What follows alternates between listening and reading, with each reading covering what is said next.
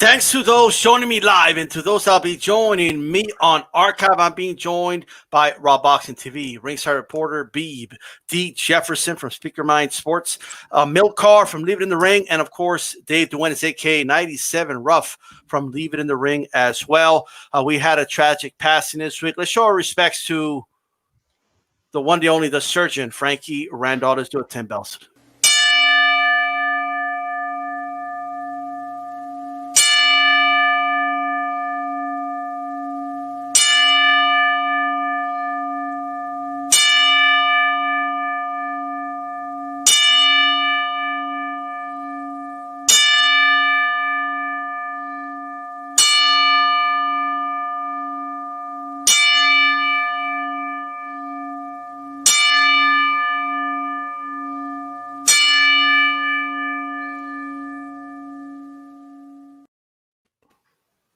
Rest in peace, champ. Make sure you guys throw a jab at my like button. And shout out to everyone listening on the Leave It in the Ring network on podcast form, whether it's iHeart, Apple Podcasts, iTunes, now on Pandora, all that good stuff. Let's go ahead and talk a little bit about Frankie Randall, tragically passed away today. Joe Habib, what do you make of the news? And tell us, what do you remember about Frankie Randall, brother? Well, Frankie Randall, obviously we can't forget the big upset with Julio Cesar Chavez, giving him his first loss. And I even thought he won the rematch. Frankie Randall was definitely one of those guys with a rags to riches type story. He was a guy that was unknown and came out of nowhere, got his shot and made the most of it. And that victory over Chavez will forever be etched in history. I don't think that will ever be forgotten. And that'll be in the record books forever. It's sad to see and hear about how Frankie Randall spent the latter years of his life. He had pugilistic dementia. He was very sick. So his quality of life obviously wasn't the greatest. So it's just sad to see someone who gave his life to the sport of boxing and literally gave his life to the sport of boxing, because again, that's definitely the reason why he had those problems in his life. The residual effect of being in the ring and taking all those punches and probably fighting too long. So, this is a rough sport. And like they say, you can leave it in the ring, no pun intended. So, and he definitely did leave it in the ring. And, sad to see him go at such a young age. It was, I believe he was, 59? 59 years old. Yeah. So, yeah. It's very, very sad. Absolutely. And introducing to the roundtable for the first time, D. Jefferson. First of all, how are you doing? Tell people where they could find you, what you make of the news, and what are your thoughts on Frankie Randall, bro? Yeah. You can find me at Speak Your Mind Sports Talk. That's my channel. You can just put in SYMST in the YouTube search, it'll pop up. But thanks for having me on, D-Style. Yeah, man, it's unfortunate. And as Ringside said, that's kind of the memory that Chavez, that back and forth with Chavez. Also Juan Koji, the back and forth. The head incidents, and but Frankie was a beast, man. I mean, he was a beast. It's unfortunate to see guys like that go. He had a good career. Unfortunate, man. R.I.P. Frankie. Yeah, absolutely. Milk Carr, talk to us, man. What you make of the news, and what do you remember about Frankie Randall?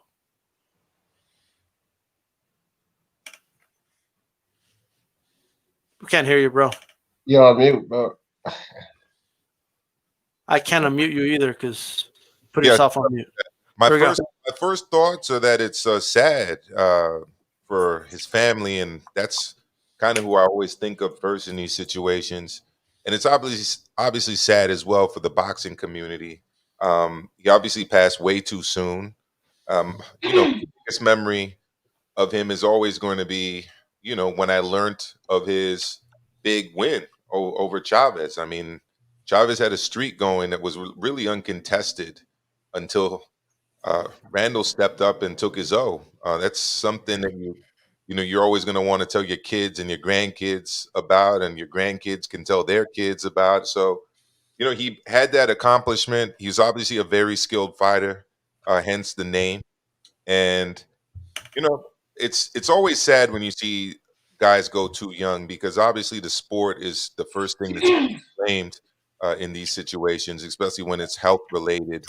And yeah, I mean, he's from an era where people fought a lot more than they do today. That's the first thing you'll know about guys from those times and the records they have. I mean, you had guys fighting into the 70s and 80s in terms of fights, and now, guys essentially retire after sometimes 30, 40 fights. So it's kind of the last of an era, so to speak. I guess there's a few more, but those are my thoughts. Absolutely. Raw Boxing TV, talk to us, man. What you make of the news, and what do you remember about Frankie the Surgeon Randall? Well, first of all, there isn't much I can say that hasn't already been said. But this is the type of guy that, as a hardcore boxing fan, you will forever remember. This is the type of guy that you can sit down with your kids when you want to teach them about boxing and teach them what dedication is. Last night, as a matter of fact, me and my oldest boy were going through the archives of boxing matches and looking at some top great ones. And now with this news, the idea just popped something that I had never done, which was to show him one of Frankie's fight.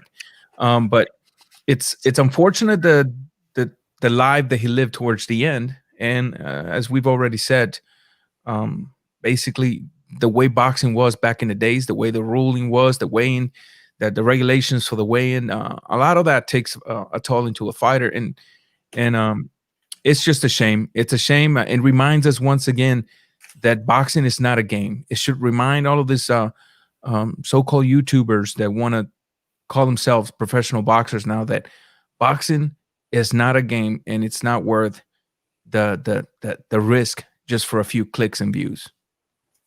Absolutely. And Dave Duenas, aka 97 Rough Man, what you make of the news, and what do you remember about Frankie Randall? There was like certain fighters that I wanted to interview and have on Leaving the Ring. What comes to mind first is like Bobby Shakur, and this is one of the reasons why I stopped. I kind of opt not interviewing certain fighters because I went down to go see Bobby Shakur, and you have that phrase punch drunk, right? Mm-hmm. And you couldn't really understand Bobby. And I actually spent 2 days with him, and I did a lot of filming with him and sat there and we talked about all the great fights. But you couldn't understand anything, and I didn't want nobody to make fun of him. Same thing with Frankie Randall. One of our longtime listeners was really good friends with him, and Frankie was actually staying with him. We actually had put up like a fundraiser for Frankie because he was homeless for a minute. Wow. And he was really ill. He went through a whole lot, but again, it was like I wanted to interview him, have him on, but again, I didn't want to have like casual fans or kids that just started watching the sport to make fun of him. I wanted him to be preserved as what he was, which was an icon, a legend in this sport. And just like Melvick Taylor, really got the short end of what boxing sometimes gives. Like Steve Kim has always said, boxing doesn't give gold watches; it gives them beatings. And that's what he got, and not the sport, but life. Life gave him a really bad beating, So rest in peace, brother.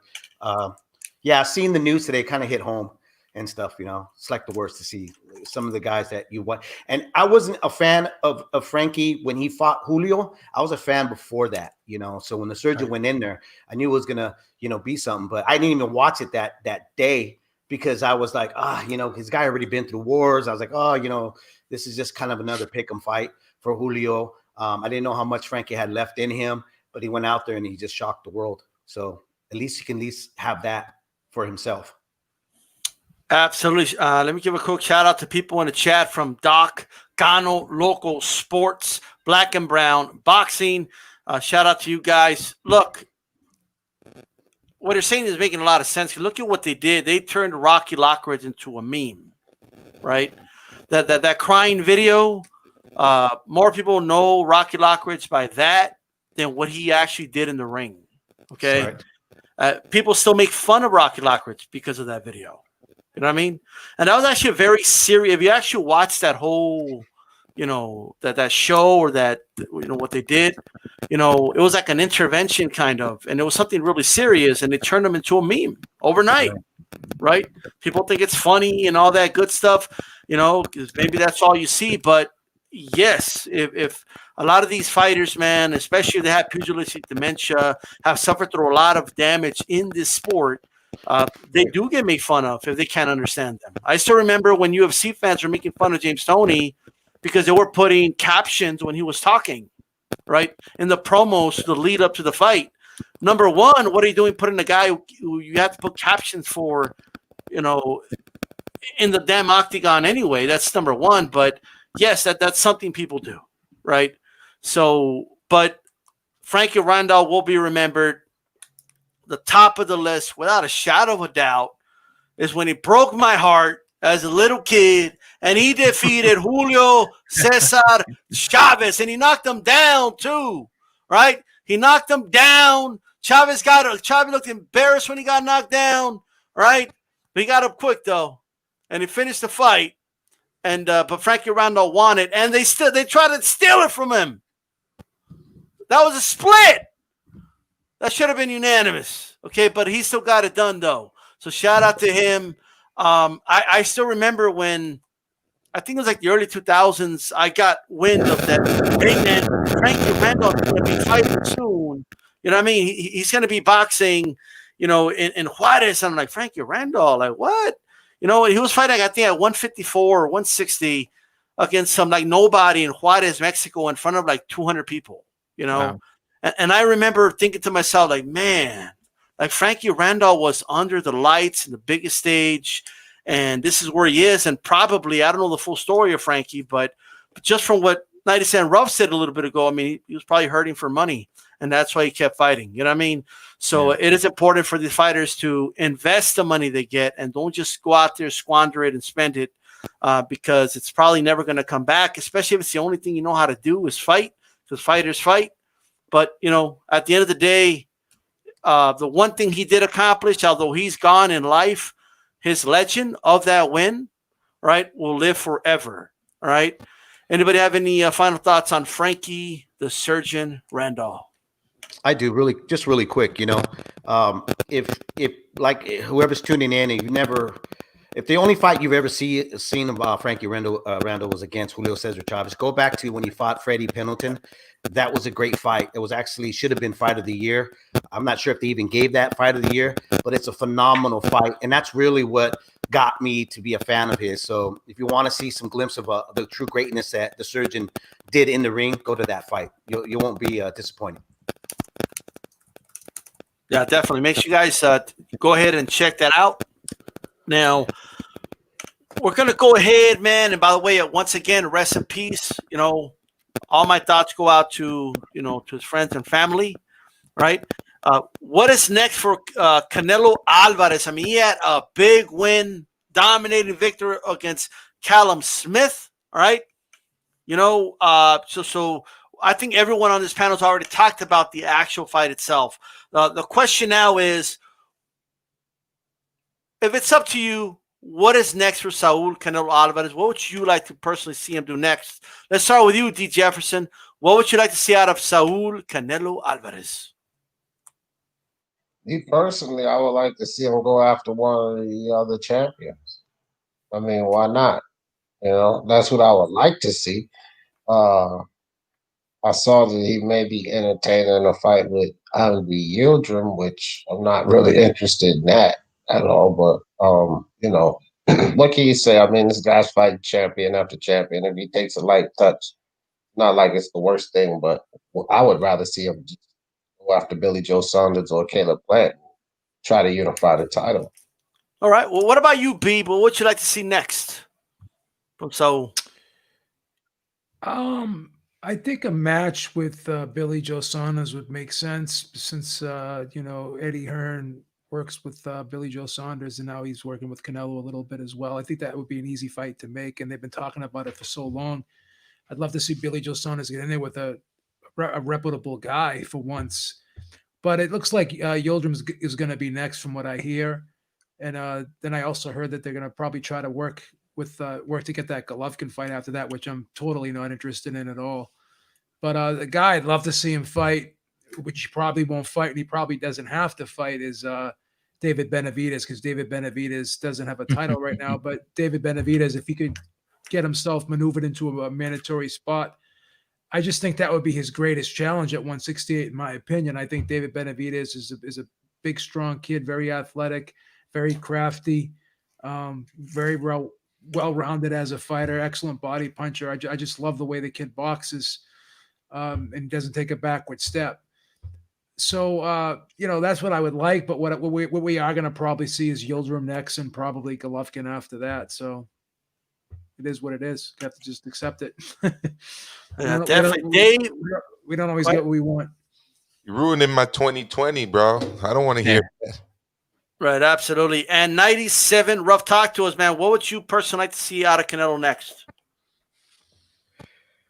I like to see him get like Caleb Plant, of course, or like BJ Saunders. I mean, that's what their main goal is what they're saying. They want the belts. He wants all the belts. Okay. Same thing like Benavidez, David Benavidez. I'd like to see that, but again, he doesn't have a title. We talked about this on Monday. He's got to do something. The Gennady Golovkin fight, I think a lot of us have kind of moved forward. The thing that we said that Amina Milkar was saying on Monday's show was that, Golovkin, he's got to show a reason why people would want to watch. And for me, it would be him getting in with Charlo. Okay. If he can beat him and beat him convincingly, then I would say, yeah, but right now I don't care for the Gennady Golovkin fight. I just want to know, when is Canelo going to stop ducking Tyson Fury, man? That's what I want to know. And Milkar, I know you have a lot to say about this. What would you like to see him do next? Well, El Canelo tiene muchas opciones, man. I mean, I'm up for him taking on anybody as long as it's not Triple G. I'm tired of Triple G. I don't want to see Triple G. Hater. Hey, as far as I'm concerned, Triple G should fight Andrade or fight Charlo, or take on a 168-pounder if he's gonna make a case for fighting Canelo, because Canelo's a 168-pounder now, bona fide. He just brutalized and beat up what I would consider to be the best fighter at 168. There's a strong case for Benavidez, but he did lose his title on the scales. So I have to give credit to Callum Smith as the number one guy at 168. What I don't understand about the Yildirim fight is that last time I checked the WBC rankings, Benavidez was actually ranked higher than him. So I don't really quite understand that one, if it's like a mandatory defense. But I would be fine with him taking on Yildirim in his next fight. Do a tune-up, whatever, get your money. He kind of deserves it. He's the top dog. He should be able to pretty much do what he wants as far as I'm concerned. And after that, then take on another champion, whether it's Billy Joe or Callum Smith. Sorry, not Callum Smith, Caleb Plant. But, we're at December, what is it, December 2020? We might need to have schedule that fight for like maybe March 2022 so that Caleb Plant can have enough of you know what I mean? So, yeah. Talk to us, Raw Boxing, man. Well, what would you like to see next from Saul Canelo Alvarez? Well, listen, it's very interesting that you asked that this is one of the questions. Today, I ran 2 polls in my channel, mainly because this was one of the topics I wanted to touch upon. My first poll was, did Canelo made Smith look average? 91% of the people said yes. The second poll was, who should Canelo Alvarez fight next? The names I wrote down was Benavidez, GGG, Charlo, Plant, or Saunders. Okay. Saunders got 25% of the votes. Plant, 19. Charlo got 6%. GGG got 6%. Benavidez got 44%. So the people are talking, and I want Benavidez as well. However, I'm not going to criticize the guy who, to me, has reached the level of greatness and well-deserved for fighting Yildirim. Here's why. Yildirim, I believe, took a step aside so that the Smith fight could happen. But he did that with a condition that there would be renegotiations within 90 days of the fight. And this is basically what is taking place as we speak. The renegotiations that were part of the agreement for him stepping aside.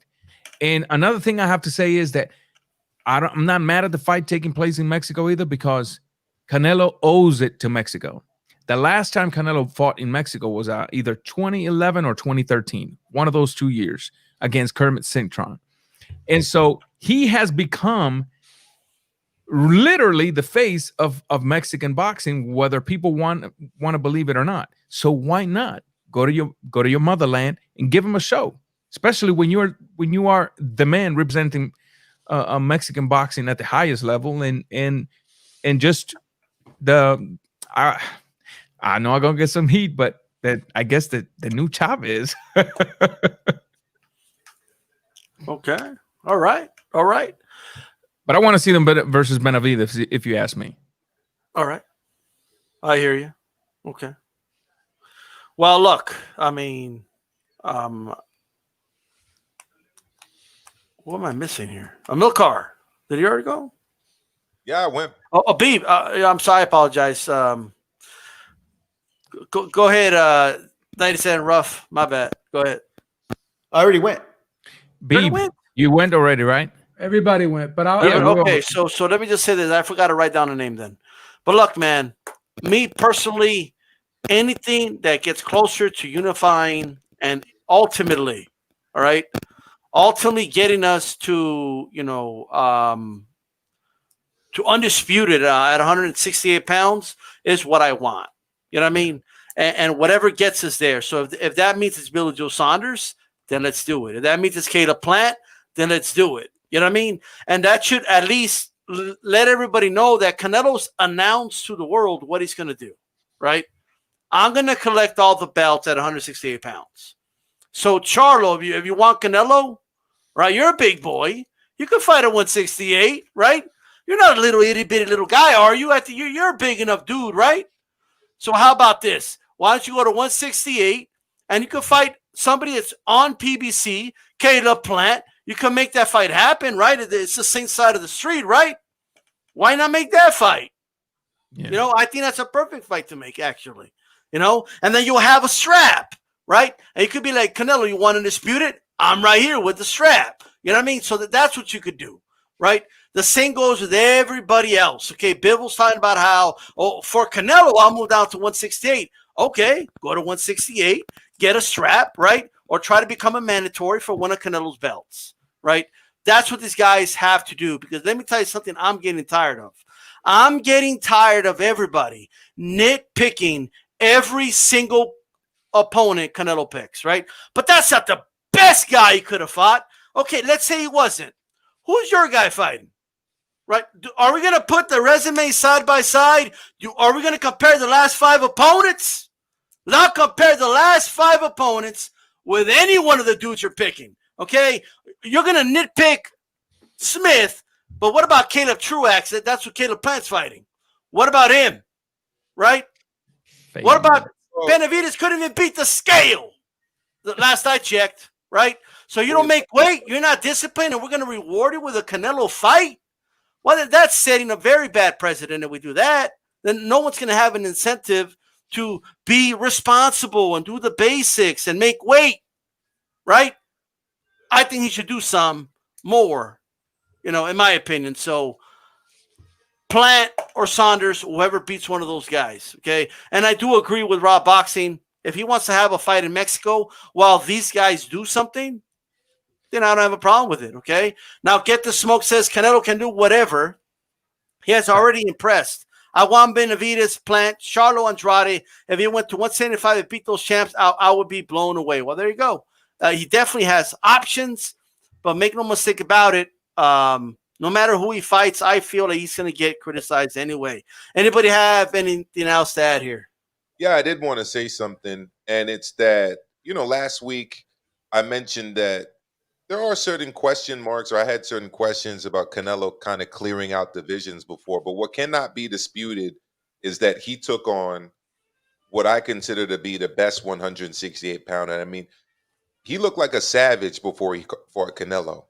And Canelo beat him up so bad that people were criticizing him as an opponent at the end.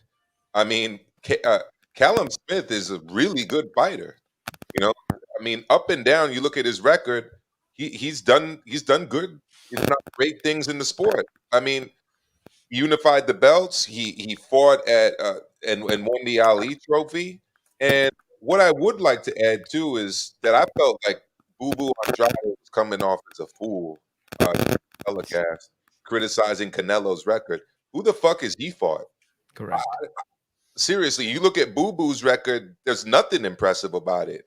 You know, he's won, you know, fringe titles. I still consider the WBO title to be a fringe title. It's my bias. I grew up in the 90s. I really don't rate it. And he's literally done nothing. And he's in no position to be criticizing Canelo. So, you know, I just wanted to add that. I think now it's safe to say that Canelo's proven himself to be definitively the best in a particular weight class. And he's proven that he's taken on the best in the weight class as well. What is he supposed to do, Amilcar? Stay quiet? He wants to fight. I mean, he's got to say something, you know, to kind of show the initiative. I mean, I give Callum Smith all the credit in the world because he's the only one that actually stepped up and take the assignment against Canelo when Caleb Plant was like, I need more time to fight him. BJ Saunders needed more money, et cetera, et cetera, et cetera. You know, yeah. I think the thing with Boo Boo is that, and I've said this for a long time, he's the worst style to try to look good against. You know, I don't think Canelo wants to revisit fighting like Arislandi again. You know, so I think that Boo Boo needs to speak up, and that's what he's doing. He's speaking up because he does want that fight, or he wants a big fight, you know, because I don't see Gennady Golovkin. I don't see any of these guys calling out Boo Boo at the moment. He's like, it's almost like everybody, including his own network, the Zone, they forgot about this guy. So they're like, oh shit, we have this middleweight. Let's put him on the seat of a commentator. Let's see how good he could do there, since he's not fighting anybody and nobody wants to fight him either. I mean, fair enough, Dave. But I mean, his best win is arguably against Balnis, Martirosyan. That's true. That's true. But again, I go back. Look, if the Gennady Golovkin fans are going to come out and say that, you know, nobody wanted to fight Triple G, and this is the reason why his resume is so shallow, we could say the same thing about Demetrius Andre. And actually, I find it more truth to it because who's calling him out? Who's fighting this kid? You know, I'm not the biggest fan of his style, but you know. Go ahead, brother, and I'll go after you. Okay, check this out, man.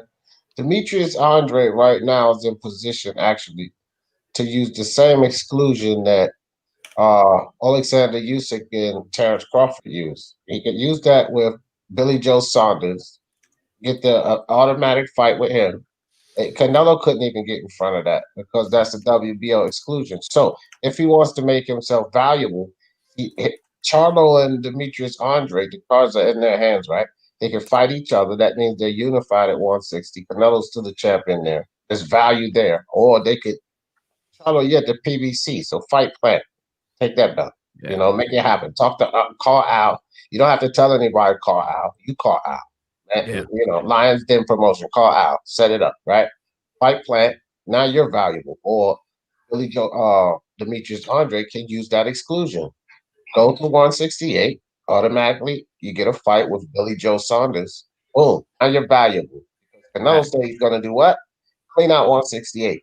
Now, if you two idiots either fight each other, add some value to your life, or go to 168, get belts, add some value to your life, now you become appealing to Canelo. Yeah, and here's one of the things that this topic sort of came up in my last show, and it's when you have Canelo in the position he's in right now, and the opportunity comes knocking at the door, right? And you turn it down with a fighter that can fight anybody he wants at 160, with a fighter that can fight anybody he wants at 168, with a fighter that can potentially fight anybody he wants at 175 if he chooses to actually campaign up there. That opportunity may come, wave. You don't wave back, it may just keep going, and he might be a while before it's back. And that's what happens with Boo Boo. He basically said, listen, I don't want to fight behind closed doors, you know, because of the COVID thing. Caleb Plant, you know, he's talking about, well, you know, I don't have enough time to prepare. Well, too bad. It's like if you're a welterweight and Mayweather comes and knocks on your door to give you a fight, and you said no, not now, well, guess what? He has the option to fight whoever he wants, and it may not come again. So I understand Dave's point when Dave says, this guys have to do this because nobody's challenging, but at the same time, the opportunity was once there to fight, and they turned it down, and now it's gonna be a little hard, in my opinion, to even get them back on the plate again. Smith took the fight on 4 weeks' notice. Yeah. That's like Every literally champion needs to stay ready for the phone call. of the And by the time way, Smith said wasn't enough. and Canelo had 4 weeks to prepare as well. Okay, for Right. everybody. Let me ask you, when was Andre proposed to fight Canelo? I don't remember that. No, he wasn't offering. What he was saying Right. is that if Andre is going to say, well, I'm not going to fight behind closed doors, so there's no need to make an offer to him. He's already saying, Right. I'm not fighting. He's already said publicly he won't fight behind closed doors. But let's bring this up. I mean, Canelo was in the middleweight division for quite some time, and you know what I mean? When they signed Canelo onto the zone, I mean, that was pre-COVID. So what was the excuse then?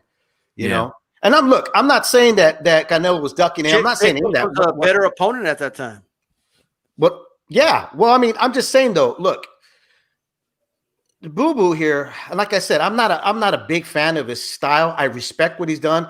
Yeah, but if you want to make an argument, this is the argument I would make about Boo making these bad career decisions. Is he was with Star Boxing for how many years, who didn't do anything for the kid. Okay, you had a perfect opportunity to move this guy, and he was like on the sidelines forever, and now he's doing this. I think now he's kind of like finally getting into the light of understanding that he has to start promoting himself.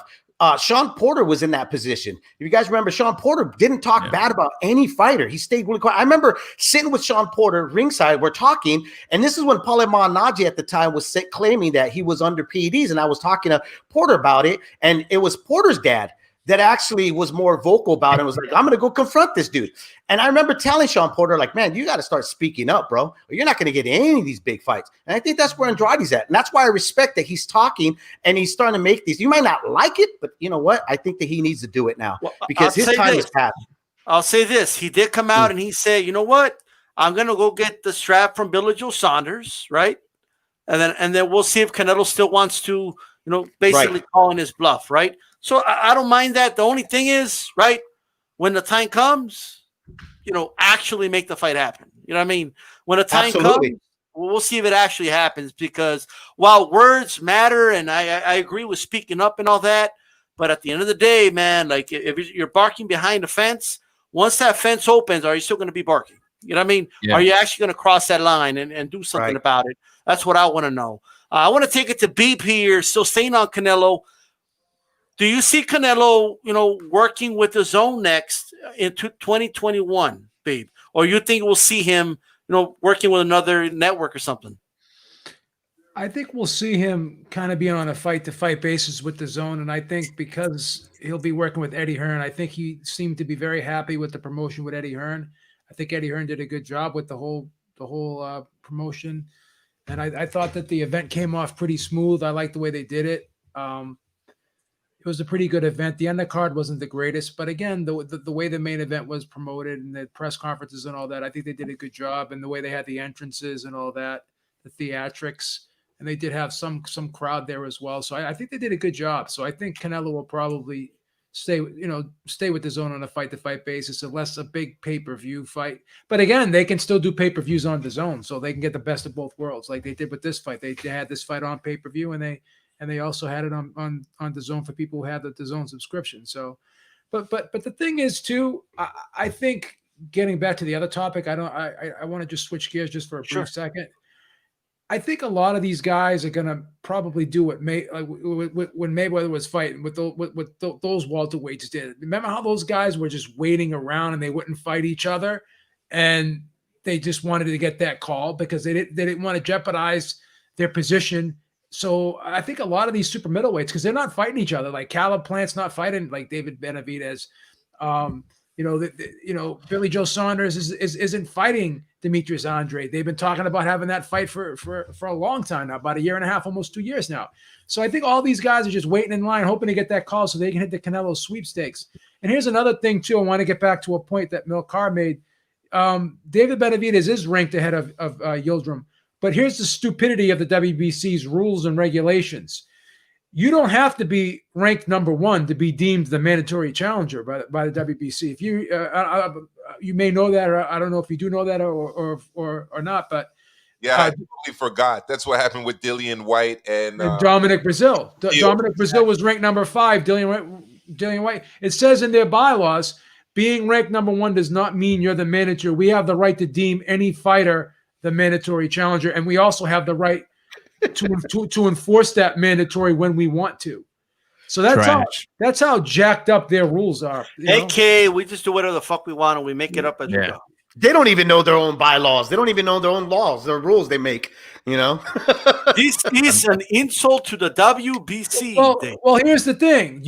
In my mind, and again, this is just me being a conspiracy theorist.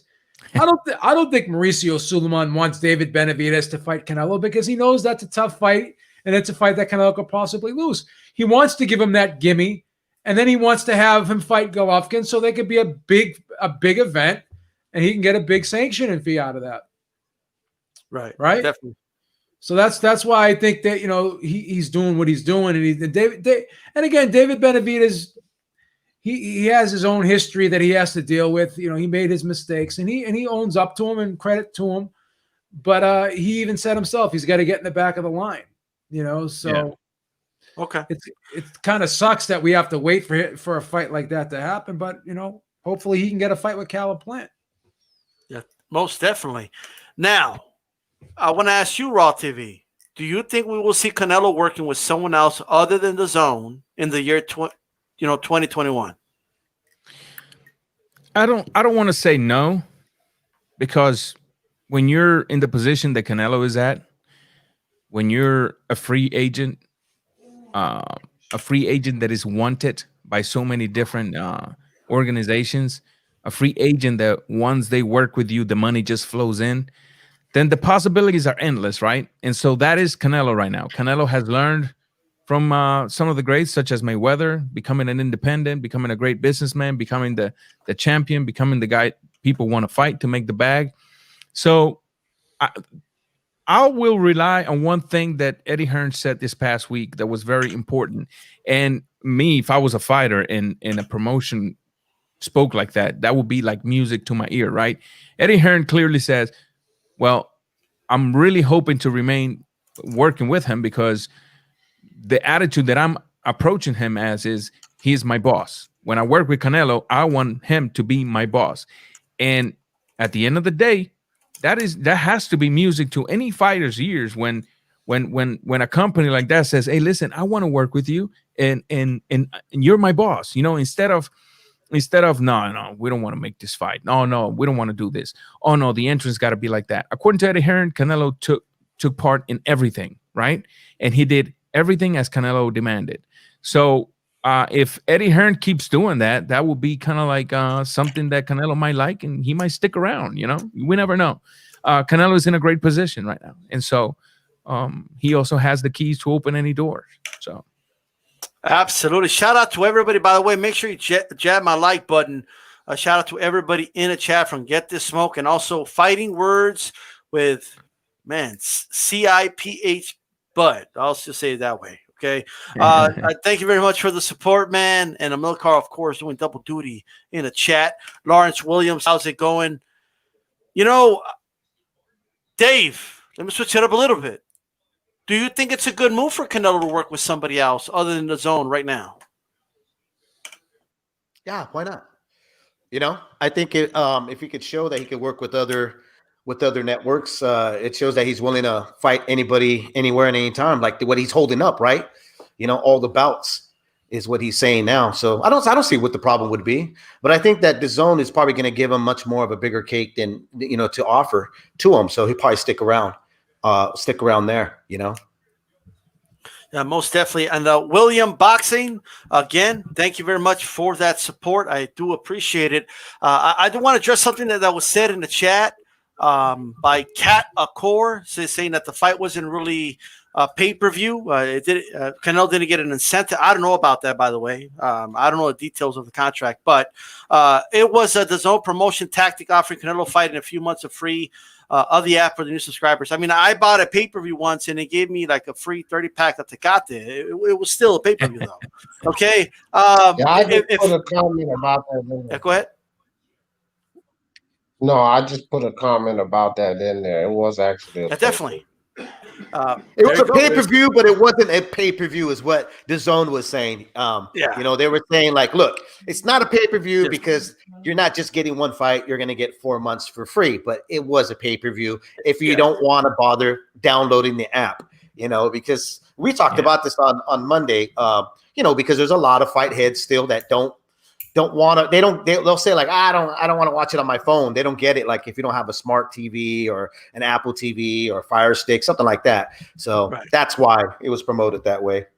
Yeah. If you live in a farm and you don't have internet, that shit was pay-per-view. I don't give a shit what anybody says. Okay. Yeah. All right. D. Jefferson, man. How do you feel about DAZN? Do you think he should keep working with DAZN? You know, Canelo, that is, or you think we'll see him on pay-per-view with PBC or something like that?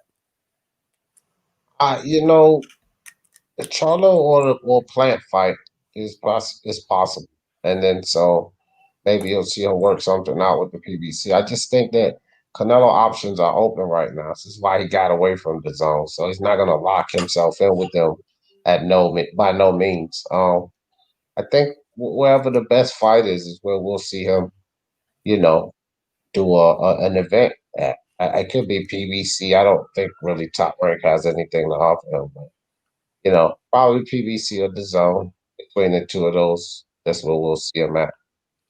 Yeah, you're right about that. Top Rank literally has no one that could fight Canelo. No, they don't have anything to offer. Wow. Man, Bob, step it up. Sign somebody, Bob. You know what I mean? Bob needs to sell the company and let some fresh mind take over it. Son-in-law or something like that. Something, dude. I'm telling you. Milcart, talk to us, man. What do you think? Do you think we'll see Canelo under another banner, another promotion next year? I mean, I said it earlier. Canelo tiene muchas opciones. He's got a lot of options. You know, the best thing for him right now, going fight by fight with DAZN, is that he can go to whatever company, promotional outfit gives him the best deal. A lot of people may not know this, but Anthony Joshua is not signed to DAZN. Right. What happens is DAZN has first and last rights to all of his fights, meaning that if someone else offers him a certain deal, they have the right to match it. And if they don't match it, he can go and fight wherever he wants. That's the ideal thing for Canelo, because guess what? If he's offered a fight with PBC and they throw a boatload of money at him, right? DAZN can offer the same thing. And if they don't, he goes and fights for the PBC, right? And then he can always go back to DAZN. So very few people are in the position that Canelo's in, and it's because of his record, it's because of his stardom, it's because of the, you know, his status in the sport of boxing. He can do those things, you know, and I think he's in a very good position as long as he keeps winning, which I see him doing, because I don't really see anyone at 168 or 160 fucking with him right now. Yeah. They need a mariachi version of that song. All I do is win, win. You know what I mean? Just get the mariachis out and shit. But hey, that should be the next one, huh? They already had Eye of the Tiger, right? The trumpet was pretty dope. It was. That was a hell of a. Yeah. There you go. But let me say this, man. Let me answer this question. Tracy, a.k.a. Boxer Girl Dawson, asks, why would Canelo move? You think it's about the money or the love of the sport? Why would he move? Well, it could be to get a certain fight, whatever it is. He has options. But as far as, you know, whether it's money or love of the sport, I think it's both. It's obvious. If it was only about money, he would have said, oh, you want me to box those UFC guys for $35 million? Okay. You know, he could have done that. You know what I mean? But he chose not to do that, right? He wanted to fight better opposition than that, right? But you know, he is a draw. He generates money, and he wants to get properly compensated for the money he brings in. You know what I mean? So I think that's what it is, right? He did state it in the past that he wouldn't mind a Conor McGregor, you know? So He did try it. I think I remember He that. did say that. But I think he did say said that. he wanted to teach him that boxing is a tough sport, something like Yeah, that. yeah. And that would have sold mega numbers right there. Yeah. But he wouldn't have carried him, probably knocked him out, though. Oh, yeah. Might have been a better option. Yeah. But, all right, man. I want to switch gears here to the nemesis, right? Triple G, we all saw the fight. Let me start with D. Jefferson here. Were you impressed with his performance? And do you want to see him anywhere near in the ring with Canelo again? I'm not really interested in the third fight with GGG and Canelo. I did see some things that he did that I was impressed with, but it was Shakur, so it's not like he did this against a high level opponent or whatever. But he did show some head movement that you're not accustomed to seeing from GGG. So that was kind of impressive. I expected him to beat Shakur, but look, with GGG and Canelo 3, like GGG is on a decline and Canelo is looking great, right? And so if you look at the first two fights, what do you think is going to happen in the third fight? I like to get into fights that's intriguing to me, right? And I don't really see any intrigue in that third fight. I think it's the Canelo beating. Um, I gotta be honest. I just think he beats him more convincingly in that third fight. Both of these guys are veterans and great fighters, but it's not like Canelo's a dummy. He learns in the ring, right? Yeah. He adapts. He knows this will be the third time he fought this guy. You don't think that there's going to be things he's going to do better with this guy? Of course. And it's just going to be a beating because GGG is regressing and Canelo isn't. So, Yeah. yeah. Most definitely. If anything, Canelo's progressing still, like still getting better. You know what I mean? So, yeah, I do agree with that for sure. Amilcar, back to you, man. Yes, What did you sir. think about Triple G's performance? And after watching that, do you want to see him anywhere near the ring with Canelo? It's a little boring. Wasn't a big fan of it, to be honest. I mean, Zarameta posed zero risk. We all saw that. But yet he was touching him up. So, I think the most controversial thing about the fight was all these PED accusations after the weigh-in. I didn't really think that those were justified, personally. It's hard work and dedication, as Floyd used to say. But yeah, I mean, I wasn't really impressed. What I was really upset about, and I'm planning to do a video on this tomorrow. I keep saying I'm going to do a video. I'm going to do a video on this. Right. This bullshit that ESPN and everybody else has been talking about with this 21 title defenses. That's a joke. Okay, that's just a joke. It's a joke. It's an insult to Hagler, to Hopkins, to Monzon, to all of the great middleweights of the past. How the fuck do you claim that 13 title defenses of the IBO and the WBA regular title that you won because it was vacant count as middleweight title defenses? I'm not trying to go Brian Kenny with the 4 weight classes nonsense. I thought he was way off on that. That was just stupidity. But equally stupid is the idea that those fights were legit middleweight title defenses. I don't know. Does anybody out there in the chat rate the IBO title? I don't know why anybody would pay sanctioning fees for that piece of shit. I don't really understand it, right? Joshua carries it around. Golovkin carries it around.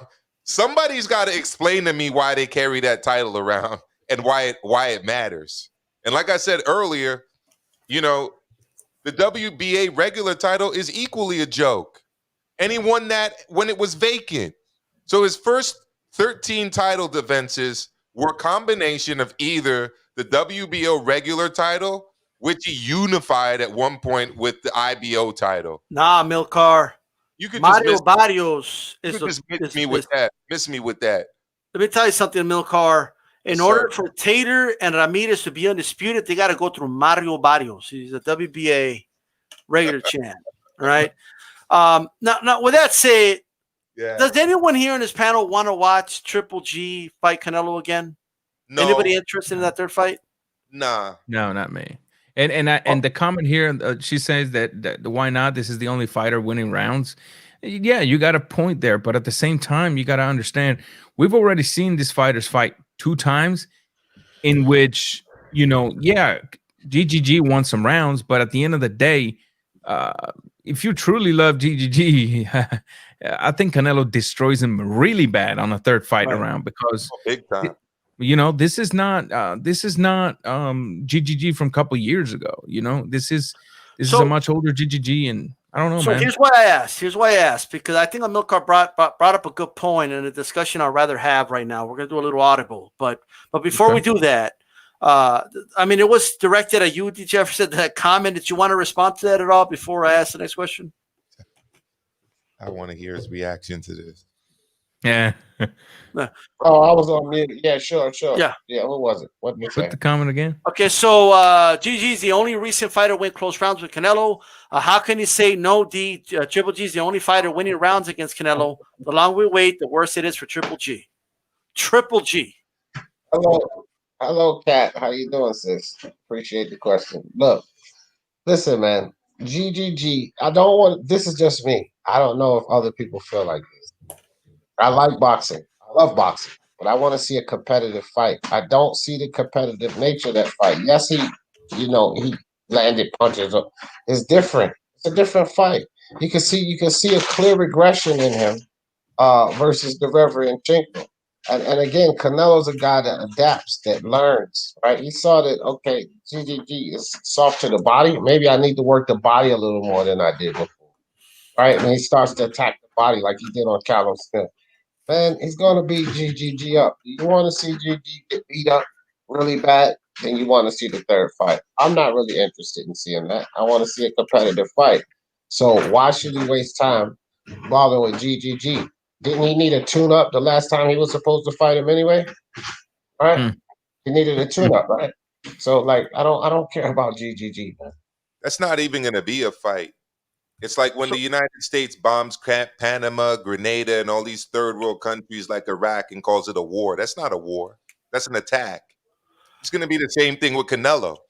Right. He's gonna literally destroy Triple G, just like my man just said. Look, there's other people we would rather see him fight. If I want to see Canelo against the middleweight, it's Charlo. I don't need to see him against the 38-year-old past his prime in decline. I got you. Triple G. We just don't need. Nobody wants to see the fight. I got you. But here's what I want to ask next. The 20 title defense. Do you recognize? Obviously, I know you don't, right? Okay, let's go with 97 rough. Do you recognize that as an actual record? The 20 title defenses. Did he break B. Hobbs's record in your eyes? First off, I think Gennady Golovkin is the greatest middleweight to ever live. No, I don't recognize it. Okay. The thing is that us hardcore boxing fans don't want to see the third install. But the truth is that these are prize fighters, so they're going to go where the money is. Okay, right. And if the money's right to face Gennady Golovkin, that's where Canelo's going to go. He's a prize fighter. He's looking for the biggest fights there. But what does it do for his legacy? Well, what it does for it is he gets over the hump of beating a guy that possibly given him two or maybe one loss on his record that wasn't recognized. Okay, I don't agree with that. He's going to beat the shit out of him. I think it's going to be a good fight, but I think that Gennady Golovkin still has a little bit left. He's still a little tricky, and I think that he's going to survive a lot of rounds. Okay, but I do see like it being more of a one-sided deal. All right, I'm not on that side of the fence where I think that that Canelo is a power puncher. But I am one of those guys that said on that night, Friday night, which I end up getting a storm load of like not hate mail, but people disagreeing with me that are Gennady Golovkin fans, saying that because I said, hey, he looked like a step behind. Okay, looked like he did. He's able to put his feet to place his punches. He puts the punches together, but he really looks slow to me. Not Jaime Murguía slow or Joy slow, but slow. Wow, definitely. And Beeb, I want to take it to you. Do you recognize this as a record-breaking accomplishment by Triple G? Well, first of all, he won 20 fights, made 20 successful defenses. Then he had the draw, and then he lost to Canelo. So it wasn't even consecutive like Hopkins's was and Hagler's was and Monzon was. So they're making a stipulation for him. So now you could have a loss. Like these streaks don't have to be consecutive anymore now. So you could win 10 fights, then lose 5, and then win the title back and make 10 defenses, and like now you can like break it up like that. That's ridiculous. Yo, didn't you know that the Bulls won 6 straight titles? So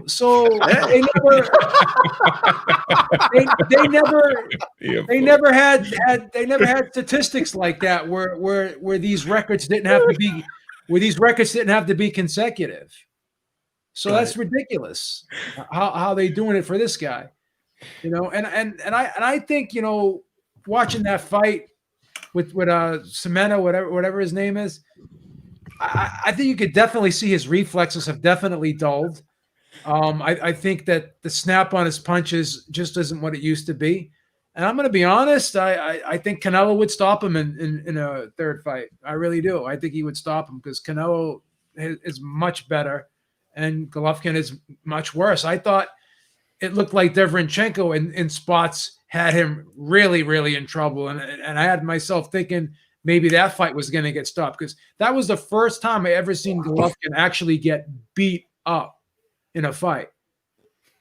So I think that Canelo could beat him up in a third fight, definitely. But no, that streak, that record is ridiculous. First of all, as Milkar and others have said, the WBA regular title is not the official title. And then he lost, after 20. And he didn't break Hopkins' record. He had a draw, then he lost. And then he won the 21st. Then he won the title against Derevyanchenko, I guess, the vacant title, whatever, which was questionable. Another vacant title. And then he makes a defense after that.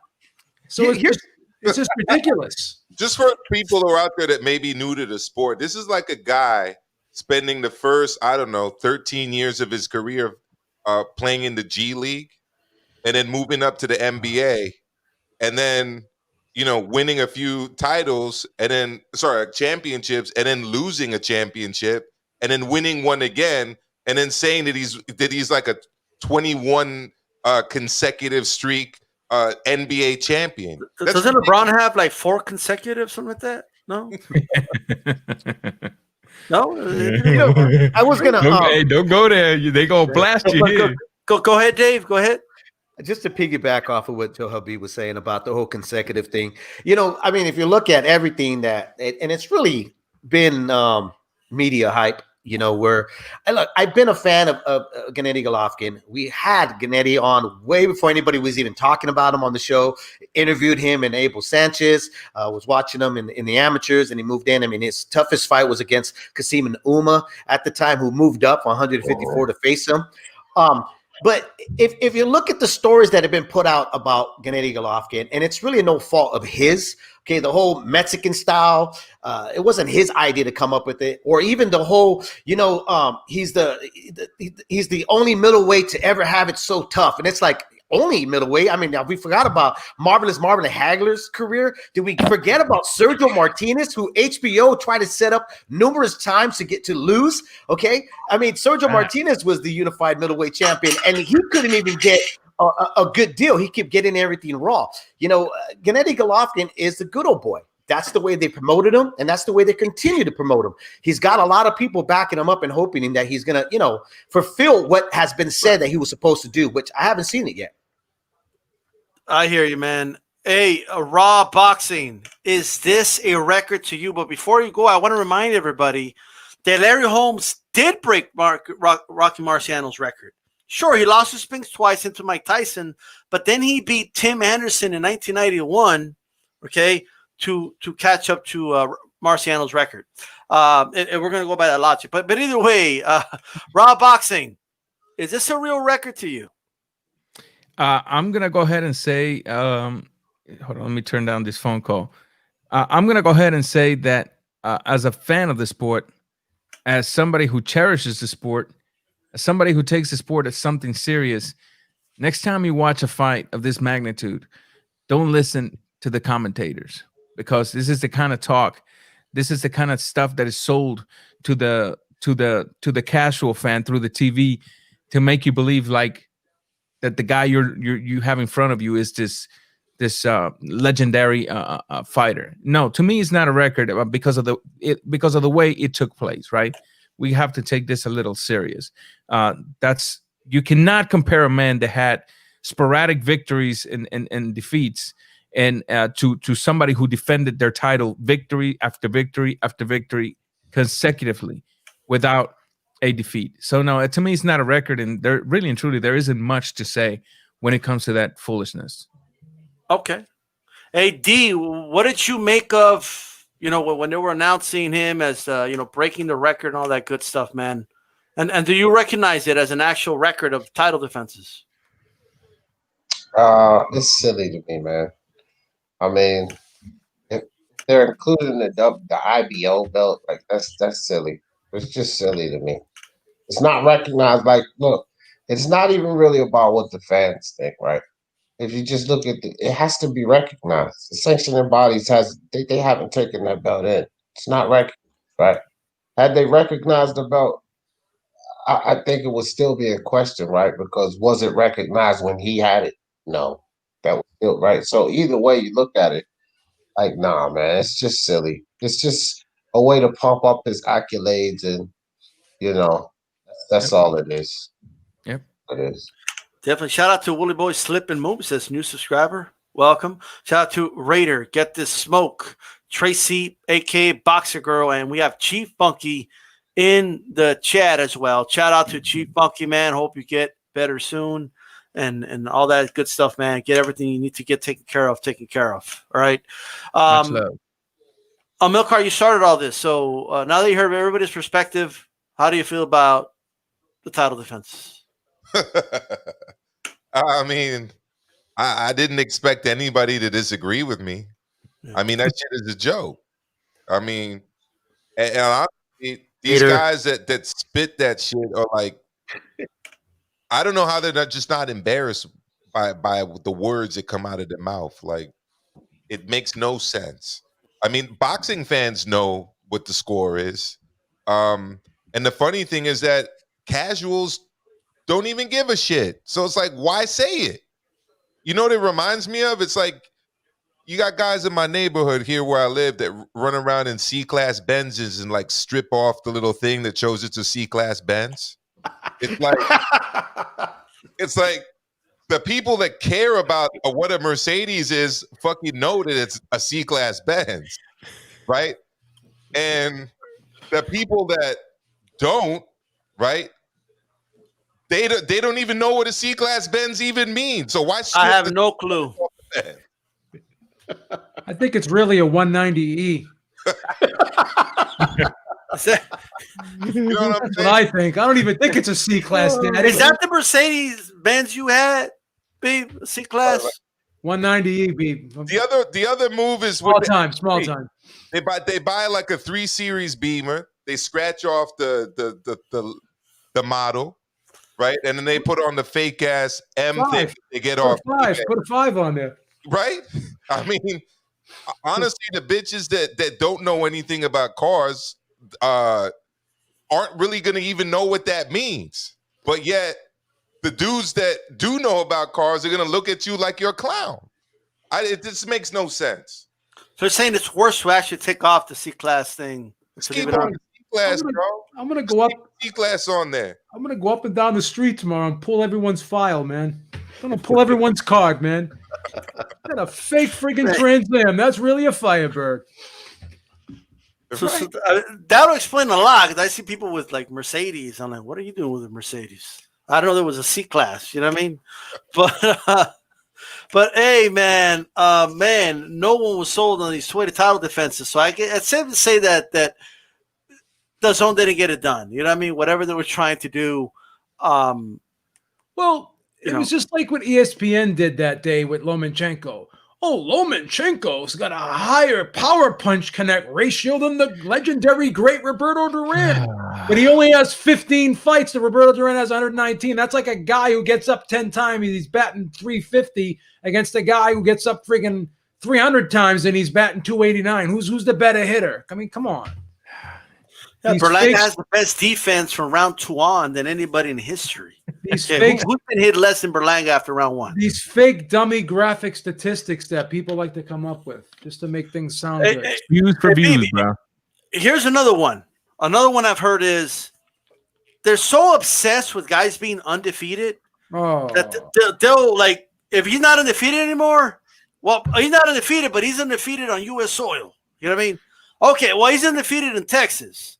Well, he's undefeated in Dallas Stadium.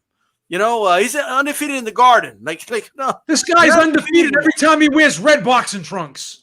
Man, that's what they did with like Danny Garcia was going to be undefeated come hell or high water. They said he was undefeated in Texas, so that's what they did. They found a way for that motherfucker to be undefeated. All right, so hey, it is what it is. Tyson Fury and Teofimo Lopez. In fact, let me do this right here. Look, check this out. Because D has the big screen. You know what I mean? It's right behind him. You know, it's right there behind him. Tyson Fury, Teofimo Lopez on the cover.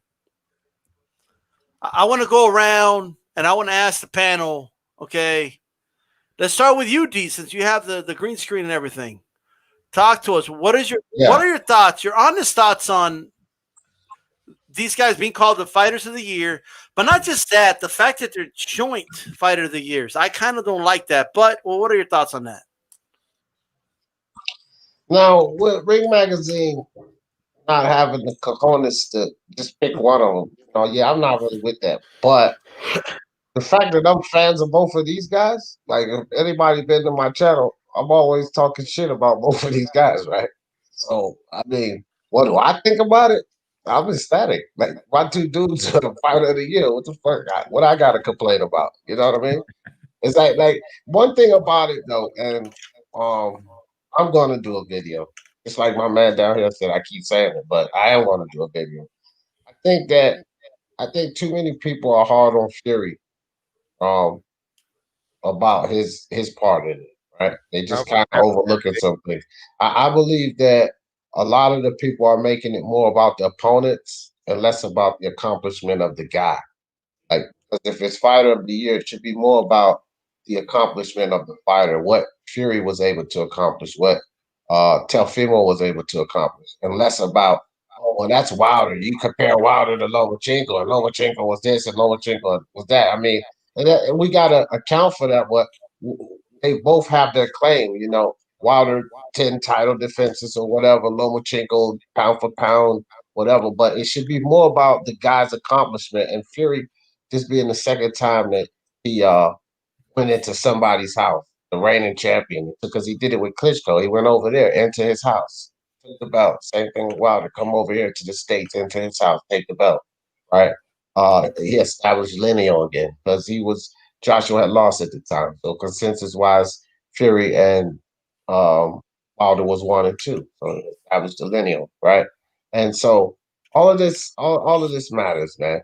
All of that matters, and I think that people are just being a little tough on Fury on his side of whether he deserved it or whether Teofimo deserved it more because it was Loma.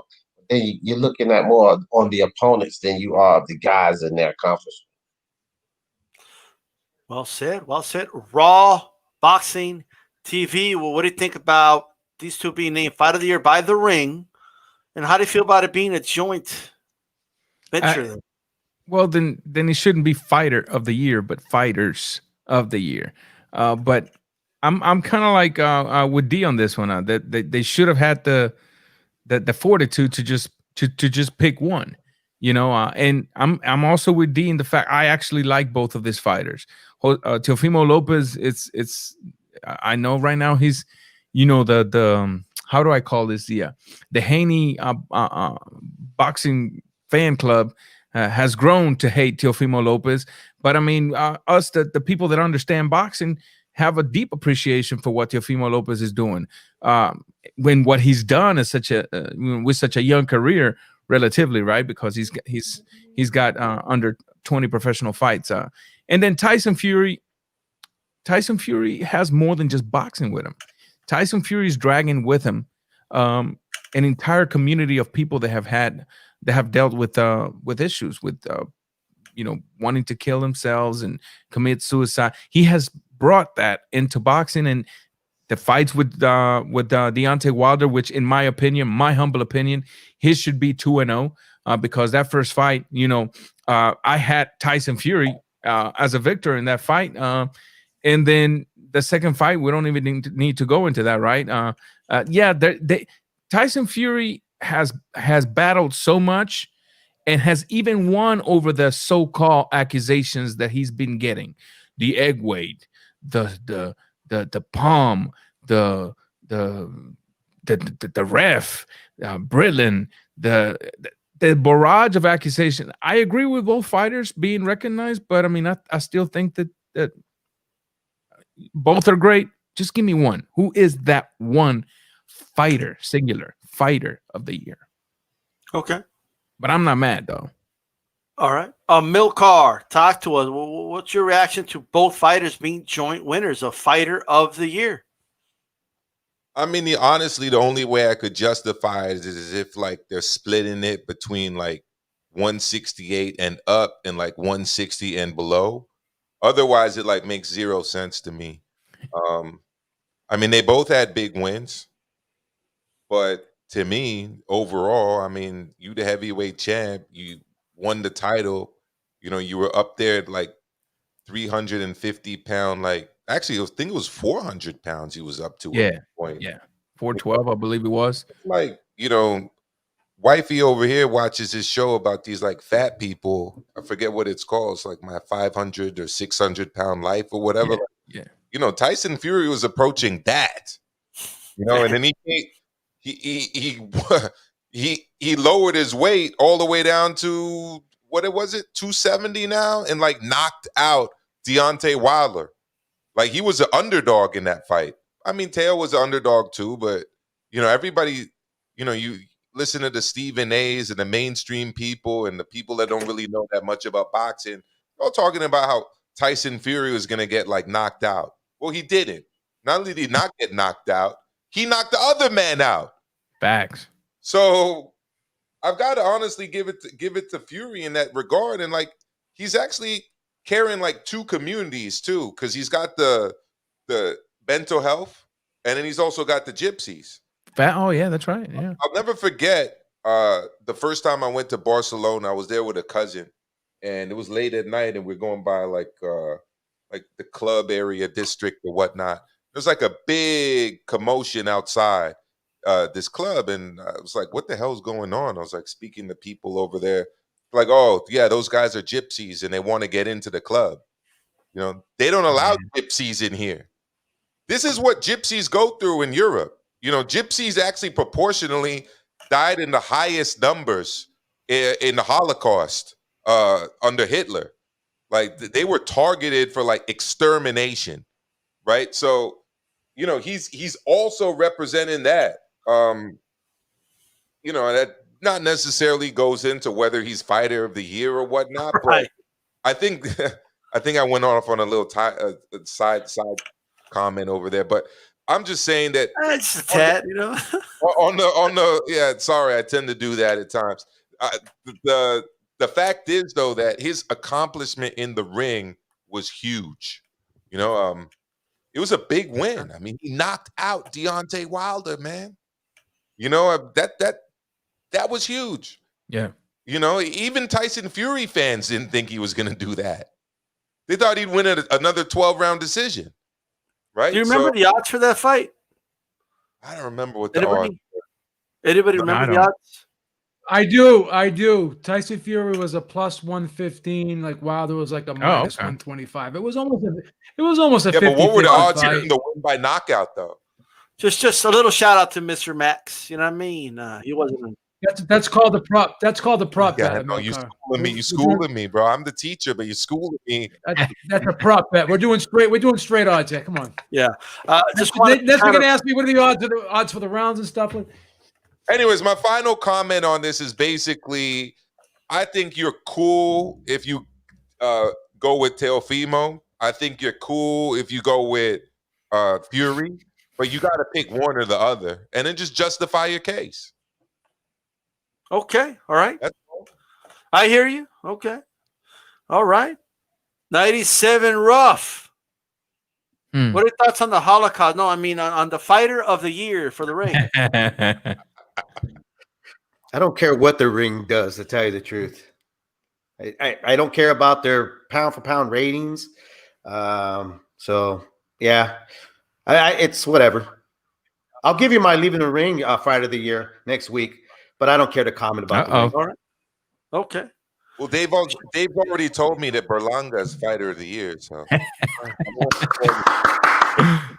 Why not prospect of the year though? Well, let's go with Joe Habib. What are your thoughts on this? And what are your thoughts on it being a joint kind of venture here? Weakest thing ever, man. Softest fucking silly putty. I hate it. But here's the thing. Biggest Tyson Fury fan of all time. Love the guy to death. I like Teofimo Lopez, but I love Tyson Fury, man. We send each other Christmas cards. That's how close we are. But this is how I have to be, man. I'm unbiased. Tyson Fury, it was an even money fight. So there was a great deal of people that thought Fury were going to win. It was almost like 60-40. 60% thought Fury was going to win. Like 40% thought Wilder was going to win. Or you can even argue 50-50. All right? So it wasn't a surprise that he won the fight. Obviously, it was a huge surprise in the way he won the fight. Definitely won't discount that at all. But here's the thing. What Teofimo Lopez did, like everywhere you went, except on YouTube was kind of 50-50. But if you went anywhere in the mainstream media, it was like 95% of the people were picking Lomachenko. Okay? Teofimo Lopez was as high as a 4-1, 4.5-1 underdog. Okay? I got him at like 3.5-1. Okay, it got bet down to like 3-1 come fight time, but he was open. He opened up at like a 4.5-1. That's number one. So he overcame greater odds in my opinion. Okay, and not only that, he didn't just win a portion of the title. He won technically the undisputed title. Okay, undisputed title. Fuck the franchise belt. I think he won the undisputed title, right? So I think, in my opinion, as much as I love Tyson Fury, I think Teofimo Lopez, what he did was much more impressive. And he overcame greater odds. So I would definitely go with Teofimo Lopez as my fight of the year. And I think the ring should have done the same. I think it's weak. It's weak and corny to have two fighters as fighter of the year. That's stupid. That's like everyone gets a trophy, like a participation trophy. That's like Teddy Atlas scoring a fight and having 3 even rounds in there. It's fucking trash. You can't do that. let me say what Eric said. How dare you? You picking Lopez? He has to fight Haney before he's For the considered sake great. of accuracy, he didn't knock him out. Right, it was a technical knockout. Okay, the towel was thrown in and the ref stopped the fight. It's just for the sake of accuracy in the assessment. But overall, I agree with everything you said, B. Look, I just think that you deserve a raise for that speech right there. That was good. You know what I mean? not like I think I'm gonna talk to Eric. Like, come on, you gotta give a little more to Beeb there. But in all seriousness, You can't be in the undisputed D style if you're Central American and flying the Spanish flag. I'm just saying. I think I should get 60% from now Well, on instead of 50-50. what was he flying the Spanish flag, or was he repping like like a club from Spain, or was he playing homage to maybe some family members of his that are Spaniards? You know what I mean? It doesn't mean he's a conquistador, okay? Because He's like Hernan Cortez. I guess he's undisputed. nah, man, I don't know about that. But here's what I'll say, man. Look, I think it's weak as shit. If you're gonna do that, then you should do a woman and a man. You know what I mean? Like maybe Katie Tater or Jesse McCaskill, and then in my opinion, it's Teofimo Lopez. You could win it with one fight this year because we had COVID and there wasn't a lot going on. You know what I mean? So I think that's why it was kind of a hard year to judge, but I think Teofimo Lopez should have been given, the award in my opinion. But he didn't fight Haney. He didn't fight Haney. He has to, according to YouTube, he has to fight Haney. He's got to fight Haney, bro. I'm just messing with you. Hey, real quick, ringside. He said that YouTube was 50-50. No, sir. No, sir. Oh. See, I'm in the YouTube community, and massive amount of idiots that I had to hear tell me that Teofimo Lopez had no chance. He was just going to come in there with the shoulder roll and the right hand. And bro, I heard all the foolishness I could hear. And I only know of 2 other channels personally, Punch Drunk Boxing and I think it was. He was saying that Tyson and Wilder was the 50-50 fight, though. Well, No. It could depend, like who you're watching, because I picked them, G-Funky picked them, Joe picked Teofimo. I picked them. Yeah, a lot of people we were talking to were picking them. Don't forget me, I picked them. Milcar picked them. Dave 408 picked them. You lost that pick with 100% pick. Yeah. Now, don't get me. There's video evidence of this stuff, though. Don't get me wrong, D. We were trolled. There was like a friggin' a whole army of friggin' Lomachenko minions attacking us on a daily basis. Don't get me wrong. Me too. But, Okay. I apologize for like the 30th time, babe. Okay, I apologize for trolling you. Dave, I almost switched you. I almost switched you the day before the fight, Dave. Look, I don't want to put anybody on the spot, okay? But somebody on this panel said he was 100% sure that Lomachenko was going to win when I asked him to give me a percentage on a chance to win. I don't want to put anybody in the spot, though. Bro, I mean, somebody's got to provide the entertainment, man. 100% sure he said. All the LDBC channels picked Teofimo Lopez just because they hated Lomachenko. So Yeah. Well, you know what I got to say to the LDBC guys right here. Cocaine is a hell of a drug. That's about it. But they were all that's why it was, but that was a big reason why it was 50-50. That was a big boxing ego and Dante. All the Lomachenko haters picked Teofimo Lopez just by default. But those are the same fools that are talking about egg weights and Tyson Fury. Of course. But we'll let them on our team for one day. For one day, we'll let them on our team. And apparently, a loose glove leads to power punching. Oh yeah. Wow. Well, that's my homies, though. That's my homies. With that said, Mr. Bouncer did say he picked Theo. Shout out to you. I know a lot of you are eager to know the whole panel's opinion on some stuff. I'm writing them down. We could always do them on other roundtables, but right now we got to keep it moving here. And if we have time at the end, we could always touch your questions, okay? I want to get to this. Shakur Stevenson tweeted out that 2021 is going to be his year, right? What does he have to do to ensure that he's going to be the guy on these magazine covers or on the Leave It in the Ring show being picked the fight of the year? What does he have to do, okay, to be the fighter of the year, for it to be his year?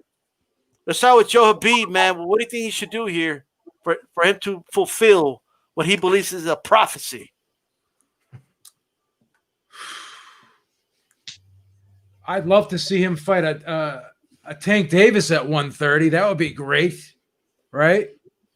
Good. Why not? Yeah. Why not, right? He definitely would need a string of high-profile fights, right? Because his level of opposition is not the greatest. Yeah. So he would need some big names at 130. You know? Okay. All right. Raw boxing. What do you think Shakur needs to do here to show that he is for it to become his year? Burchelt, Oscar Valdez. What do you see? I'm kind of like in agreement with Beeb here, because I mean, let's talk about him for a minute. He's got the skills. He has shown he's a very good prospect. He has shown that he has a very good IQ. He can move in there. He can stay in the pocket, slip and slide. Maybe he should sit a little more in his punches and give us at least a little more knockdown if he can. I know that's something that if you don't have it, you just don't have it. But I think he's got the skills to go up against a guy like Tank at 130. He doesn't have a long time left in 130 pounds. In his last fight, they had to strip him, I think, of his clothes or something for him to make 130. This is a kid that's growing, and so is it going to be his year? I don't doubt he's going to have one or good fight and possibly win, but I don't think he'll be the fighter of the year, in my opinion. Okay, all right. Dave Duenes, what do you think, man? What would you like to see from him for it to be his year? Fight somebody. That's what I like to see from him. I mean, look, he's talking about Carl Frampton. That doesn't do nothing for me. That doesn't move the needle. He was talking about Lomachenko. I think that's actually a good move if he moves up to go after Lomachenko. I think that fight is easy. They're both under the same banner, Top Rank. Why not do that? I haven't. You know, everybody's talking about how much of a prospect he is and this and that. He's got skills. Well, you know what? Everybody looks good against C+ fighters, club fighters at best, you know. I want to see him do something a bit more, you know, before I start giving him that stamp approval that he's going to be the next big thing. You know, boxing has always had this, well, nowadays, boxing's always had this weird way of just giving the key to the city without them really doing anything to get into the city, you know. And Shakur Stevenson right now, I mean, look, you had major beef, and this is why I kind of was like, I don't know about this kid. You had major beef with your girlfriend's brother. There was history there. You know, you had a lot of fight fans pumped up because we thought we were going to see something, but instead you carried that kid all the way down the stretch, you know, and I just don't see really much. I mean, in order for me to start kind of like being a Shakur fan, you got to do something more than what you're doing now, you know? So that's my opinion. Okay. All right. I hear you. All right. Milcar, what do you think? Well, I think, like Dave just said, he's got to take on somebody that's above a strip club level fighter. You know, we look at the rankings in the WBO, and Jamal Herring is the champ, obviously. I'm not really interested in that fight. To me, I'd like to see him fight Miguel Berchelt, maybe even Oscar Valdez. I think that would be good. Maybe Chris Colbert, who we saw on Showtime a couple weeks back. That kid's nice. Yeah, absolutely. And you know, I haven't seen Jojo Diaz in a while. I'd like to see him fight again. You know, you take on any of these guys who are approaching it being his year. If he means his best year, then yeah, you take on one of those guys and win. It's your best year for sure. But it's not going to be your year, as in being a year above everybody else's year. That's just not feasible in 2021. Jojo Diaz is getting ready to fight Shazvat Rakimov. Right. That His fight's mandatory, already, right? Yeah. What do you think, D? What would you like to see from Shakur Stevenson? And if it's going to be his year, right, what should he do in 2021? I mean, you know, like the fella said, I think that Berchelt is a good shot. I was actually thinking Berchelt myself, but, you know, go after Berchelt, then unify. You know, go after another champion, man. Go after the winner of Rakimov and you know, JoJo. Get in there with Tank. If you want to prove something, outbox Tank. You outbox Tank for 12 rounds. That'll prove something. You keep that hand away from you. Either of them. If you can avoid that for 12 rounds and outbox him in a show, that'll prove a lot. You know. The question is, would Floyd and Ellerby put him in there?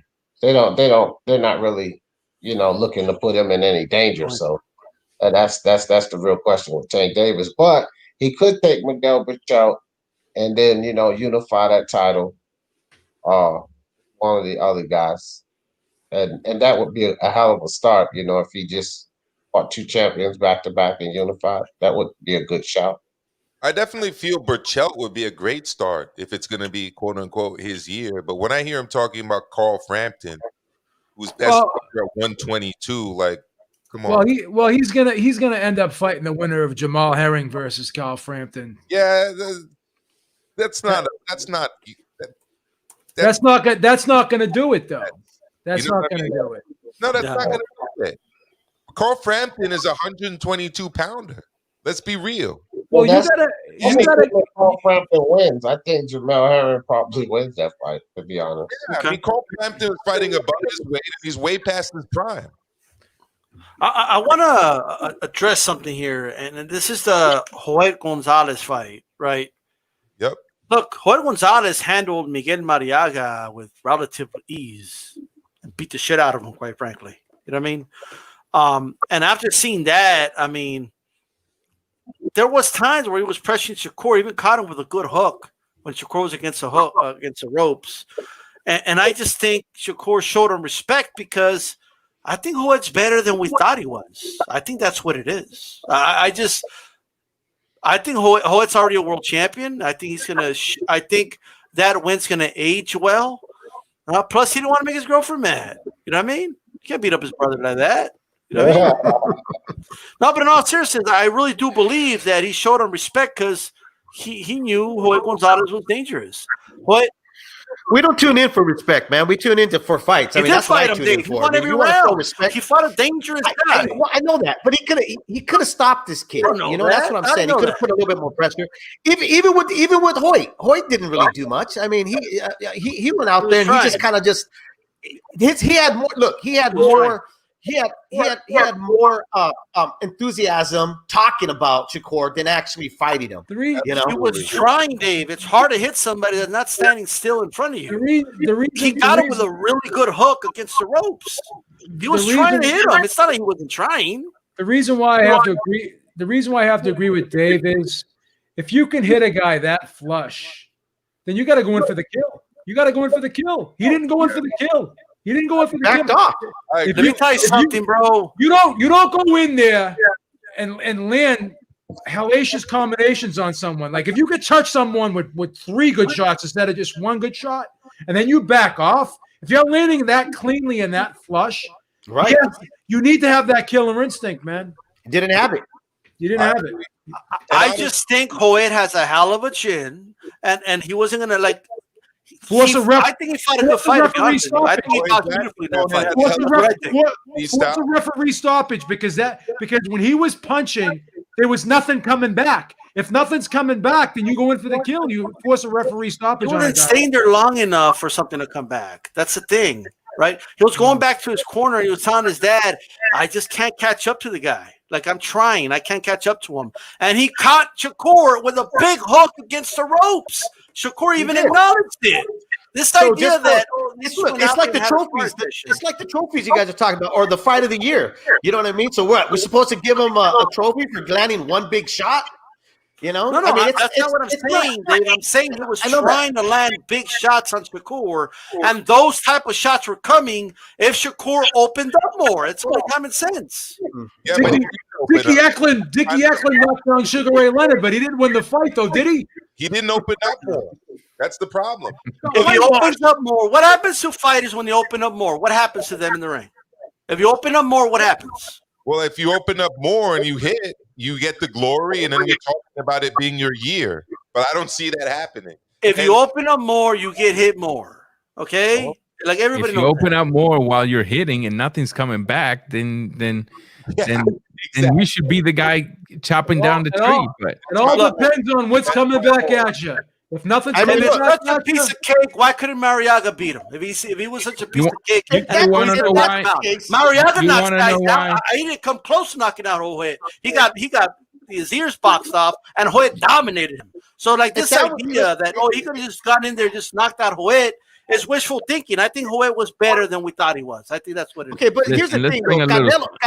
Canelo was facing a guy that wasn't even throwing back, and he was going for the kill. He was actually trying to knock out Callum Smith, who wasn't throwing. He was opening up. He was giving Callum Smith opportunities to counter on him.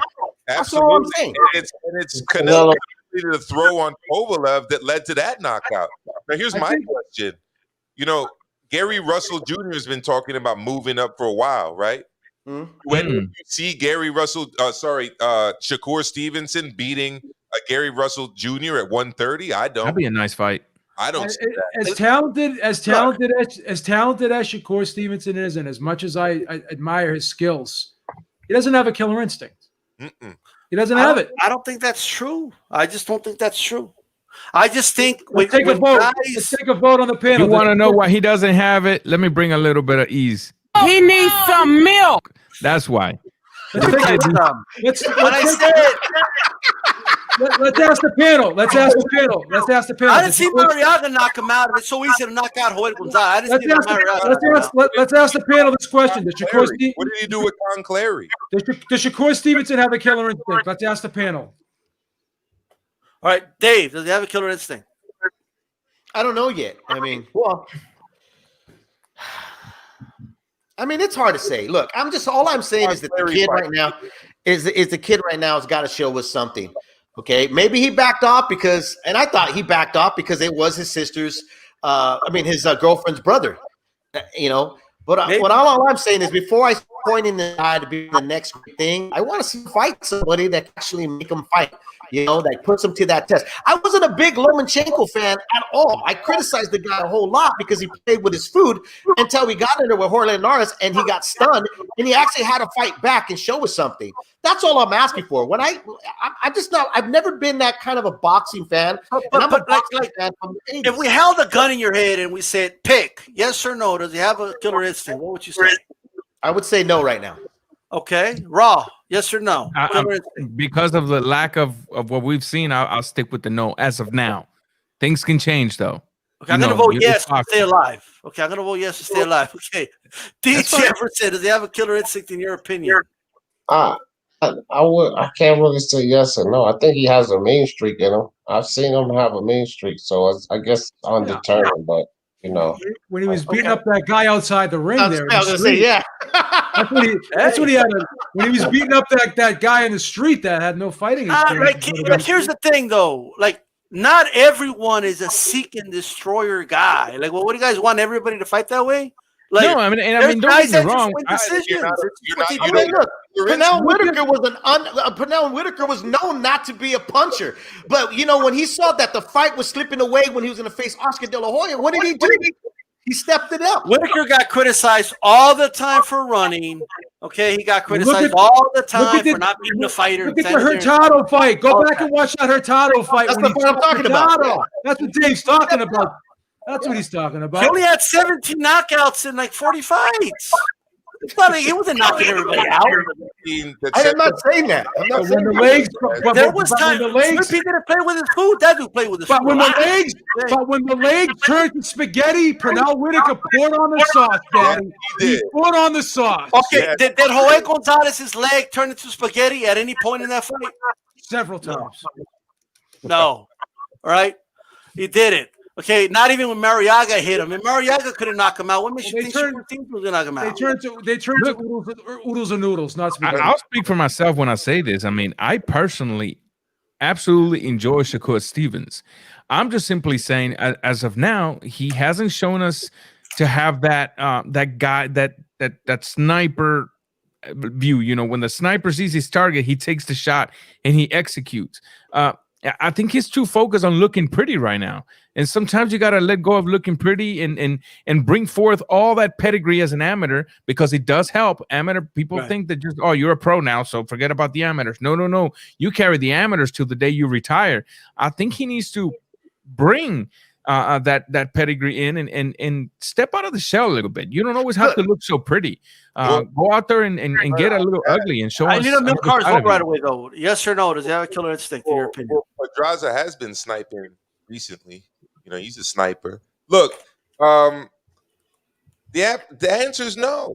I mean, I've seen him fight here in New York like multiple times, and I can tell you that from what I've seen, he does not. And Con Clary has a knockout loss on his record against a guy who's much less unheralded than Shakur Stevenson.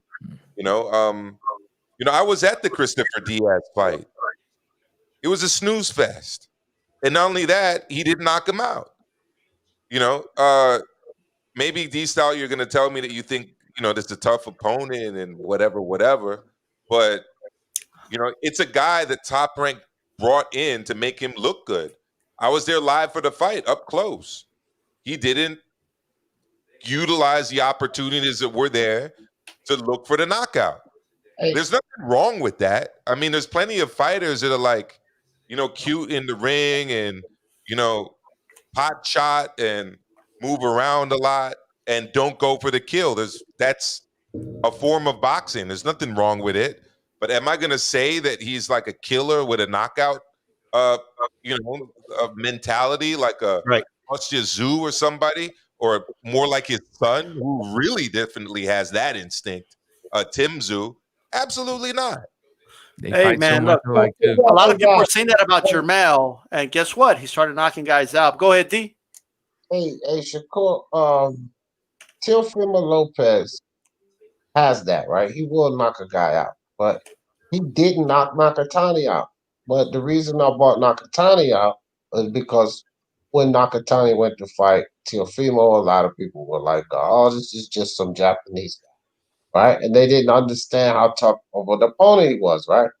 And Nakatani spent time in the hospital, 17 months out the ring. Then he comes back and he beats Verdeo.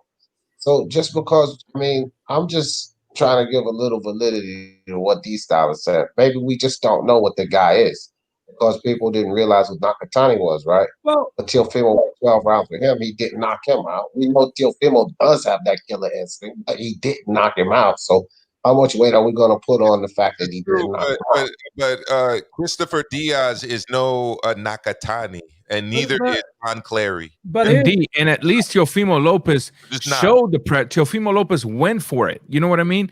He didn't get it, but he went for it, and that's what we have not seen. But here's the thing. We were talking about Joel Gonzalez. I wasn't talking about the other. But here's the thing. Just because he doesn't have it now doesn't mean he can't get it down the road. We're not sitting there saying that he'll never get it. It's a choice. Well, we will see. But I think his boxing skill alone is going to take him place. But that's why we're having a discussion, right? I agree with you. We will see. I mean, look, at the end of the day, there's going to be guys that are going to be better at putting on pressure, and like if he gets in there with a Purcell, and we're going to know.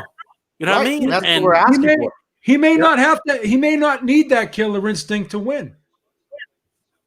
I just find it so. I just want to put this really quick, and then I'll end it with with me. But I mean, man, I was watching the kid his last fight. I think it was you, right? Milcar, where I texted you. I was like, all right, I'm out. I even said it on social. I'm out. I'm done. Seven rounds. I think it was like 6-7 rounds. I'm like, I've seen enough. This guy doesn't have a chance. I have sleeping issues. Right. Knocked out. But I went to bed, woke up, and I was like, what's crazy is Rigondeaux gets criticized for being boring, but he knocks guys out. Yep. That's why I like he didn't knock out. He's way more exciting.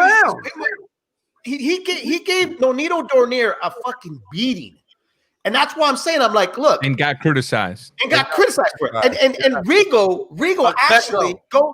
Look, Rigo actually has power to knock guys out. Where Shakur Stevenson, I'm sitting there waiting, like, okay, look, he's so skillful, and they always say that you get knocked out with the punches that you don't see. He's got those skills to do that. I just don't see it happening. But then again, it depends on the opponent, which again goes to, well, if these are the opponents you're getting, the crops you're getting, you should be able to cook them, and you're not doing it. That's all I'm saying. Rigondeaux was a decision with a lot of dudes, bro. Okay, and but I think we're not going to understand what we're saying here. We're not necessarily asking Shakur to knock every dude out. Right. We want to see him step out of the pretty boxer shell and go for the kill when he has the fighter that's not returning fire. If you don't get the knockout, at least you're giving us excitement, Exactly. because it's understandable that you're not going to knock out every single one of your opponent. I love the dude. I enjoy seeing a skilled for boxer. I'm simply saying maybe it's age, maybe it's lack of maturity in the ring as a professional, but he has not. His focus right now, in my humble opinion, is he's more focused on looking pretty for the camera than anything else. Go ahead, The D. guy, I question, and a partner of mine, another guy that has a channel, IBT. We question Love the his dude. power. Yeah, IBT. Yeah, we question Garbage his truck power. juice. That's what he says.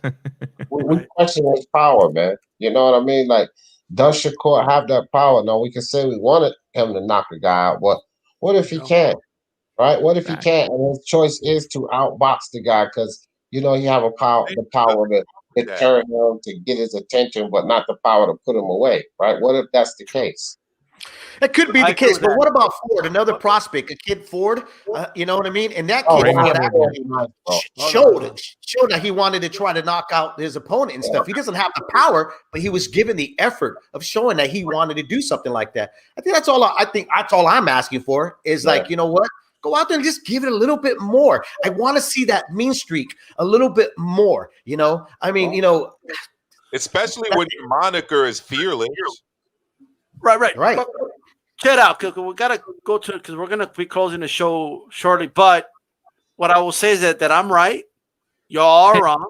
We're gonna no, but Cocaine's a in hell all of a drug. seriousness, really good discussion. We can always, of course, Shakur will eventually fight again. We can always revisit Shakur Stevenson. We'll see what he does. Me personally, I think a fight with Burchell can go a long way, and a win over Burchell can go a long way. And if he decides to box Burchell and just outbox him for 12 rounds, I'm not going to criticize him for that. Like, that'll be a good win regardless of how he wins. He can win that fight too. He can definitely win that fight. He's going to criticize him. We're just not going to validate statements like he has a killer instinct. That's all. Well, we'll see. We'll see with that one. One more topic. I want to go to. I know you got to go soon, Ross. I'll give it to you first here. So I saw. Now, I just want to make sure. Don't get the wrong idea or the wrong impression, everybody. I'm not saying this is most people or I'm seeing it everywhere, but I did see some of it, right? And I seen it enough, on YouTube and on social media, right? Some people have an issue with Saul Canelo Alvarez not speaking English, right? So some even feel like, they feel a little insulted about it, or they don't, whatever it is, right? Raw, do you think it's necessary for him to, start talking English? He understands the language, but he chooses to speak Spanish. But what are your thoughts? When I make a choice to pay for a fight, the only language I want to hear is leather landing on people's heads. I don't care about. I don't care if the guy speaks Hebrew, speaks. I do not care. Is there a comfort level for me hearing a fighter who I enjoy speaking my language? Yes, but at the same time, if there is a comfort level there, what gives me the right to think that I can demand it publicly? And if I don't get it, what gives me the right to think that that fighter, in order to be accepted in America, has to speak English? This is America, the land that has never had a single definitive language. America, as long as we've known it, it's been multicultural, multi-languages, multi-skin color, multi-everything. And Canelo Alvarez doesn't need English to be accepted. The man is accepted internationally because of the language he speaks in the ring, which is landing the leather and breaking people's biceps and triceps. That's it. All right. Dave Duenas. I know you and I are both bilingual, so it doesn't affect us, but do you think maybe some of these No te olvides de mí. what do you think? I don't think so. My grandfather, who passed a few years back, his favorite fighter was Muhammad Ali. He didn't know a lick of English, didn't even understand when Muhammad Ali was talking. He would ask us, ¿Qué dijo? And we'd have to explain to him. ¿Qué? Yeah. Julio Cesar Chavez Sr. didn't even bother That must have learning been it. some wrong translation, by the way. Yeah. Tito Trinidad, who's one of my favorite fighters of all time, man, didn't bother learning it. I just don't see what is the big deal. It's just like with the heavyweight division in America. Like if there's no American heavyweight, America all of a sudden, the United States all of a sudden doesn't care about it. You know what I mean? Yes. It's just a stupid argument. Anybody, even if you're Latino and you're tweeting this shit out, dude, let me take your card away. Let me take your Latino card. For sure. For sure. Ooh, fighting words. All right. D. Jefferson. How do you feel about it? I believe you're bilingual too. Nah, I mean, I understand a little, but I don't speak. Okay. You know, I understand a little bit, but I don't speak. I didn't learn. You know, shame on me. But either way, uh, yeah, man, it's just stupid, man. You know, tú hablas español. You know, learn that. You want to listen to what the fuck he got to say? Learn that. Don't fucking demand it. Like, get out of here. Yeah. You know what I mean? So that's how I see it. Like, it's senseless. It's senseless. Okay. Amil Carmen, maybe it's the maybe it's the translators. They don't trust the translators. What do you think, man? What do you think of people who make a big deal about this?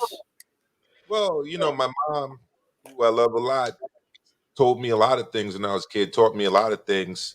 One is that America is not the United States. America is everything from Alaska and the north of Canada down to Patagonia and in Argentina and below. And the second thing is like people should be proud of the languages that they speak. She Facts. was really upset when Vicente Fox was president of Mexico, and it wasn't even because of his right-wing politics. It was actually because of the fact that he was on his knees sucking George W. Bush off, speaking English. It's like, bro, you're the Mexican president. Like, your people speak Spanish. Obviously, a lot speak indigenous languages too. But why the hell are you speaking George W. Bush's language? She was very upset about that, and honestly, it rang true to me. Why should people south of the United States be on their knees speaking the United States' main language? Because honestly, it's not even the official language of this country. There's no official language under law, Facts. right? And honestly, the United States was actually very close to having German as its official language at one point. Um, a long time ago. So look, people should speak whatever languages they want, and they shouldn't have to feel like they have to change their name from Andrade to Andrade to become acceptable in the United States. You know, represent your culture, be yourself. Canelo should speak his language, and that's that. I was born ready. Yeah, I met a dude once, and I'm like, hey, "What's your name, man?" He's like, he gave me his name. He's like, and last name a Blitz, and I said, a Blitz. I never heard of that. Like, how do you spell it? He wrote it down. Oh, Abiles. Like, what? I have a friend whose last name is Loose, and he insists on it being pronounced Luz. Luz, yeah. Yeah. Hey, Joe Habib, talk to us from your perspective. How do you feel about it? And anyone around it, how do they feel about Canelo speaking only Spanish? Well, look how far he's got without speaking English. I mean, he's arguably the biggest star in the sport of boxing. So, by speaking English, would I like him speaking English? Yeah, but is he required to speak English? It's insulting to make it come off like he's required, like he has to speak English. He's proud of his own heritage. He's proud of his own culture. Like I think Dave said, or I think Raw TV said. I can't remember who said it, but someone on the panel said it. And so if he wants to speak his language and he feels comfortable speaking his language, then of course. I mean, we can definitely understand what he's saying because it gets translated to us. The only problem is like a lot of Spanish people that I know, like Eric on my show. His dad speaks fluent Spanish. He's Mexican. And he said the translator wasn't translating properly. Like he was They like never do. He was answering questions and stuff.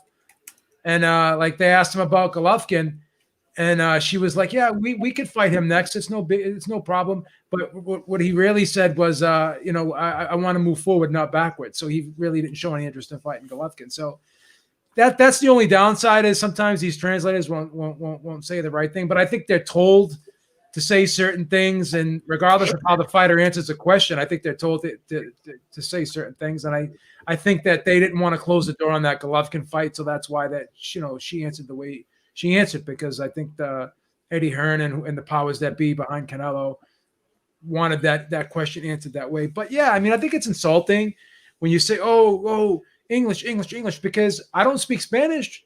You know what I mean? So why can I get by only speaking one language? And Americans have this arrogance about them that English is the only language that matters. Well, there's a lot of Hispanic people out there, a lot of Hispanic nations, a lot of Spanish speaking people out there, particularly in the United States. If you go to California and Texas, and you go to New York, and even in parts of Massachusetts, if you go to Chelsea, if you go to East Boston, we have a lot of Hispanic people, and even in Revere, where I live right now, a lot of Hispanic people. And there's a lot of people that speak Spanish predominantly. So I think eventually Spanish will eclipse, or if it doesn't already eclipse English right now, and as one of the most spoken languages in the world. So can I just yes, somebody in the chat room, my man D put you do know how much, okay, hold on, I gotta scroll it up. You do know how much popularity Canelo can get if he speaks just a little English? What are you talking about, bro? He's a household name now. He's the guy. I mean, they wouldn't be, promoters wouldn't have been fighting, or networks wouldn't have been fighting over this guy to sign him on if he wasn't popular. Just doesn't make any sense. And here's another thing, just want to add, is that it's just not him that he needs to learn, this whole English thing. Like, you got to learn English or you're not going to succeed in the United States.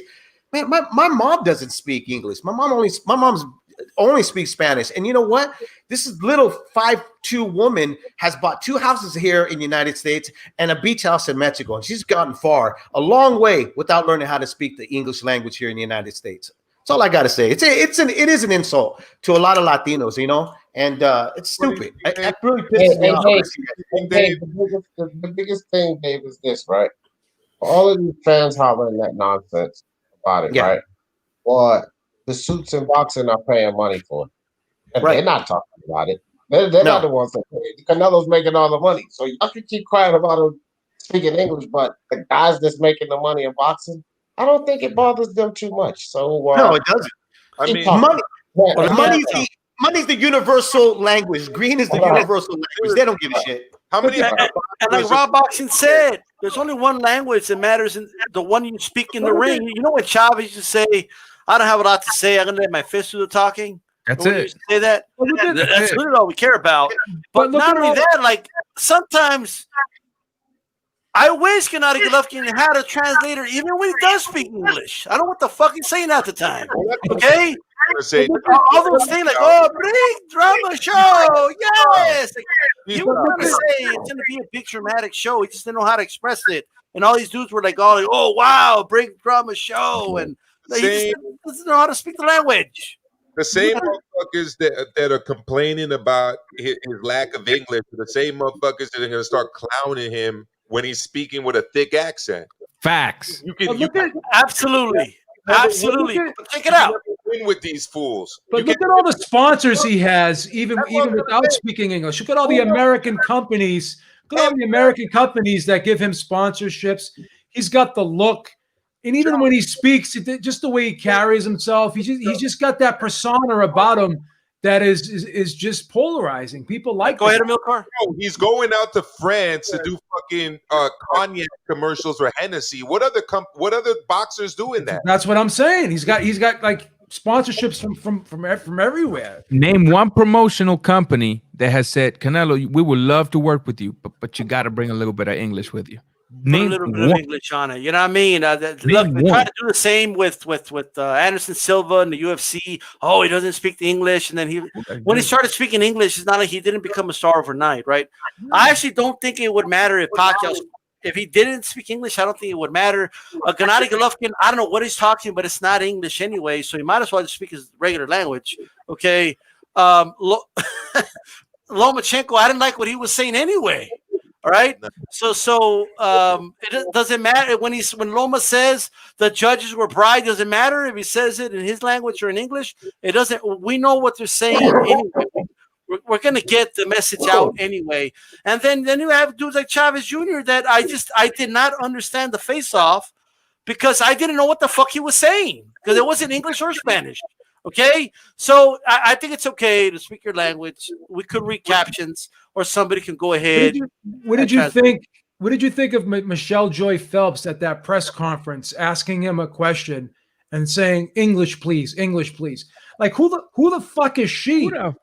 Because everyone else was asking questions and they were being translated, but she comes up there like she's special. Oh, English, please. Like who the fuck are you? Her content is like beyond unprofessional. She's like always flirtatious, always bringing up stuff that has nothing to do with boxing. Can't stand her. It's like she wants to be the Michelle Joy Phelps. I can't stand her. It's like she wants to be the woman that Kubrat Pulev kissed after his fight. Is that chick with that's in England a lot? Yeah. I lost respect for her. She's doing an interview with Tyson Fury, and they're both lying on a bed. Oh, I saw that one too. Wow. Right then and there. Then she was interviewing Carl Froch. She's interviewing Carl Froch one day, and she's sitting there touching his chest, going like this. And I'm like, what the fuck am I watching? Ladies and gentlemen, this is raw and uncut. Well, we're not going to edit this. This is the way it's going to go to Leave It in the Ring, Dave. I'm just going to let you know right now. Hey, that's fine with me. You know me. I've gotten in trouble plenty of fucking times. Right. Hey, guys. Then she made a post on Instagram crying one day that everyone was making fun of her. I promise you we can always go into the next week. However, I want to thank everybody, man. I'm going to go around just really serious, quick final thoughts, and I'm going to wrap it up. I do got to get going. Raw Boxing, go ahead and give us some final thoughts, brother, before we wrap this one up. Well, more than a final thought, I want to appreciate you for having me over, and we continue to work. Hopefully, we'll get together here, and you have an invitation to my channel for those fighters that I'm going to be having an interview. So yeah, peace to everybody that's here, and we'll be seeing you guys. I'm sorry, man. I read that thing, man. Oh, Raiders, LA Boxing. Fuck you. Bullshit. Oh, man. Yeah. Dave, you want to give us some final thoughts, bro? Shit. I'm all thought out already, man. I have nothing in my head anymore, bro. No, it's a great panel, great discussions. Definitely some stuff here that we talked about that we can continue on. I don't watch whoever you guys, Michelle, whatever, Phelps, or whatever the hell her name is. So I don't have no opinion about her. Just like I don't have an opinion about the Ring magazine. All right. D. Jefferson, give us some final thoughts and tell everybody where they can find you, brother. Hey, D. Scott, thanks for having me on the panel, bro. This is good. I like the setup. Nice to kick it with all you guys, Dave, ringside, Raw Boxing, my man down there. What they call you? But anyway, appreciate you guys. But look, man, of course Stevenson need to fight somebody, right? Canelo, he can do what the hell he wants. Like, let's stop worrying about Canelo. Both of my guys deserve fight of the year. I don't know. All right, and, bro, great show, man. Great show. Appreciate you. All right, man. Joe, yes. That's what y'all find me. Speak Your Mind Sports Talk. Awesome. Speak Your Mind Sports Talk. Make sure you guys go subscribe. Joe Habib, give us some final thoughts. Well, 2020 wasn't the greatest year. We're coming to an end here. And hopefully 2021, we're looking forward to it. Maybe some of these big fights can get made. I want to wish everyone a happy and safe holiday. And looking forward to bigger and better things in the new year. Because 2020 sucked. It ain't done with us yet. Milcar, give us some final thoughts. Well, it's great to finally see D. Jefferson. It's been a pleasure to talk boxing with you here today. It's the first time I've been on the show with you. Raw Boxing, I left you a message in the chat. Check it out. See it.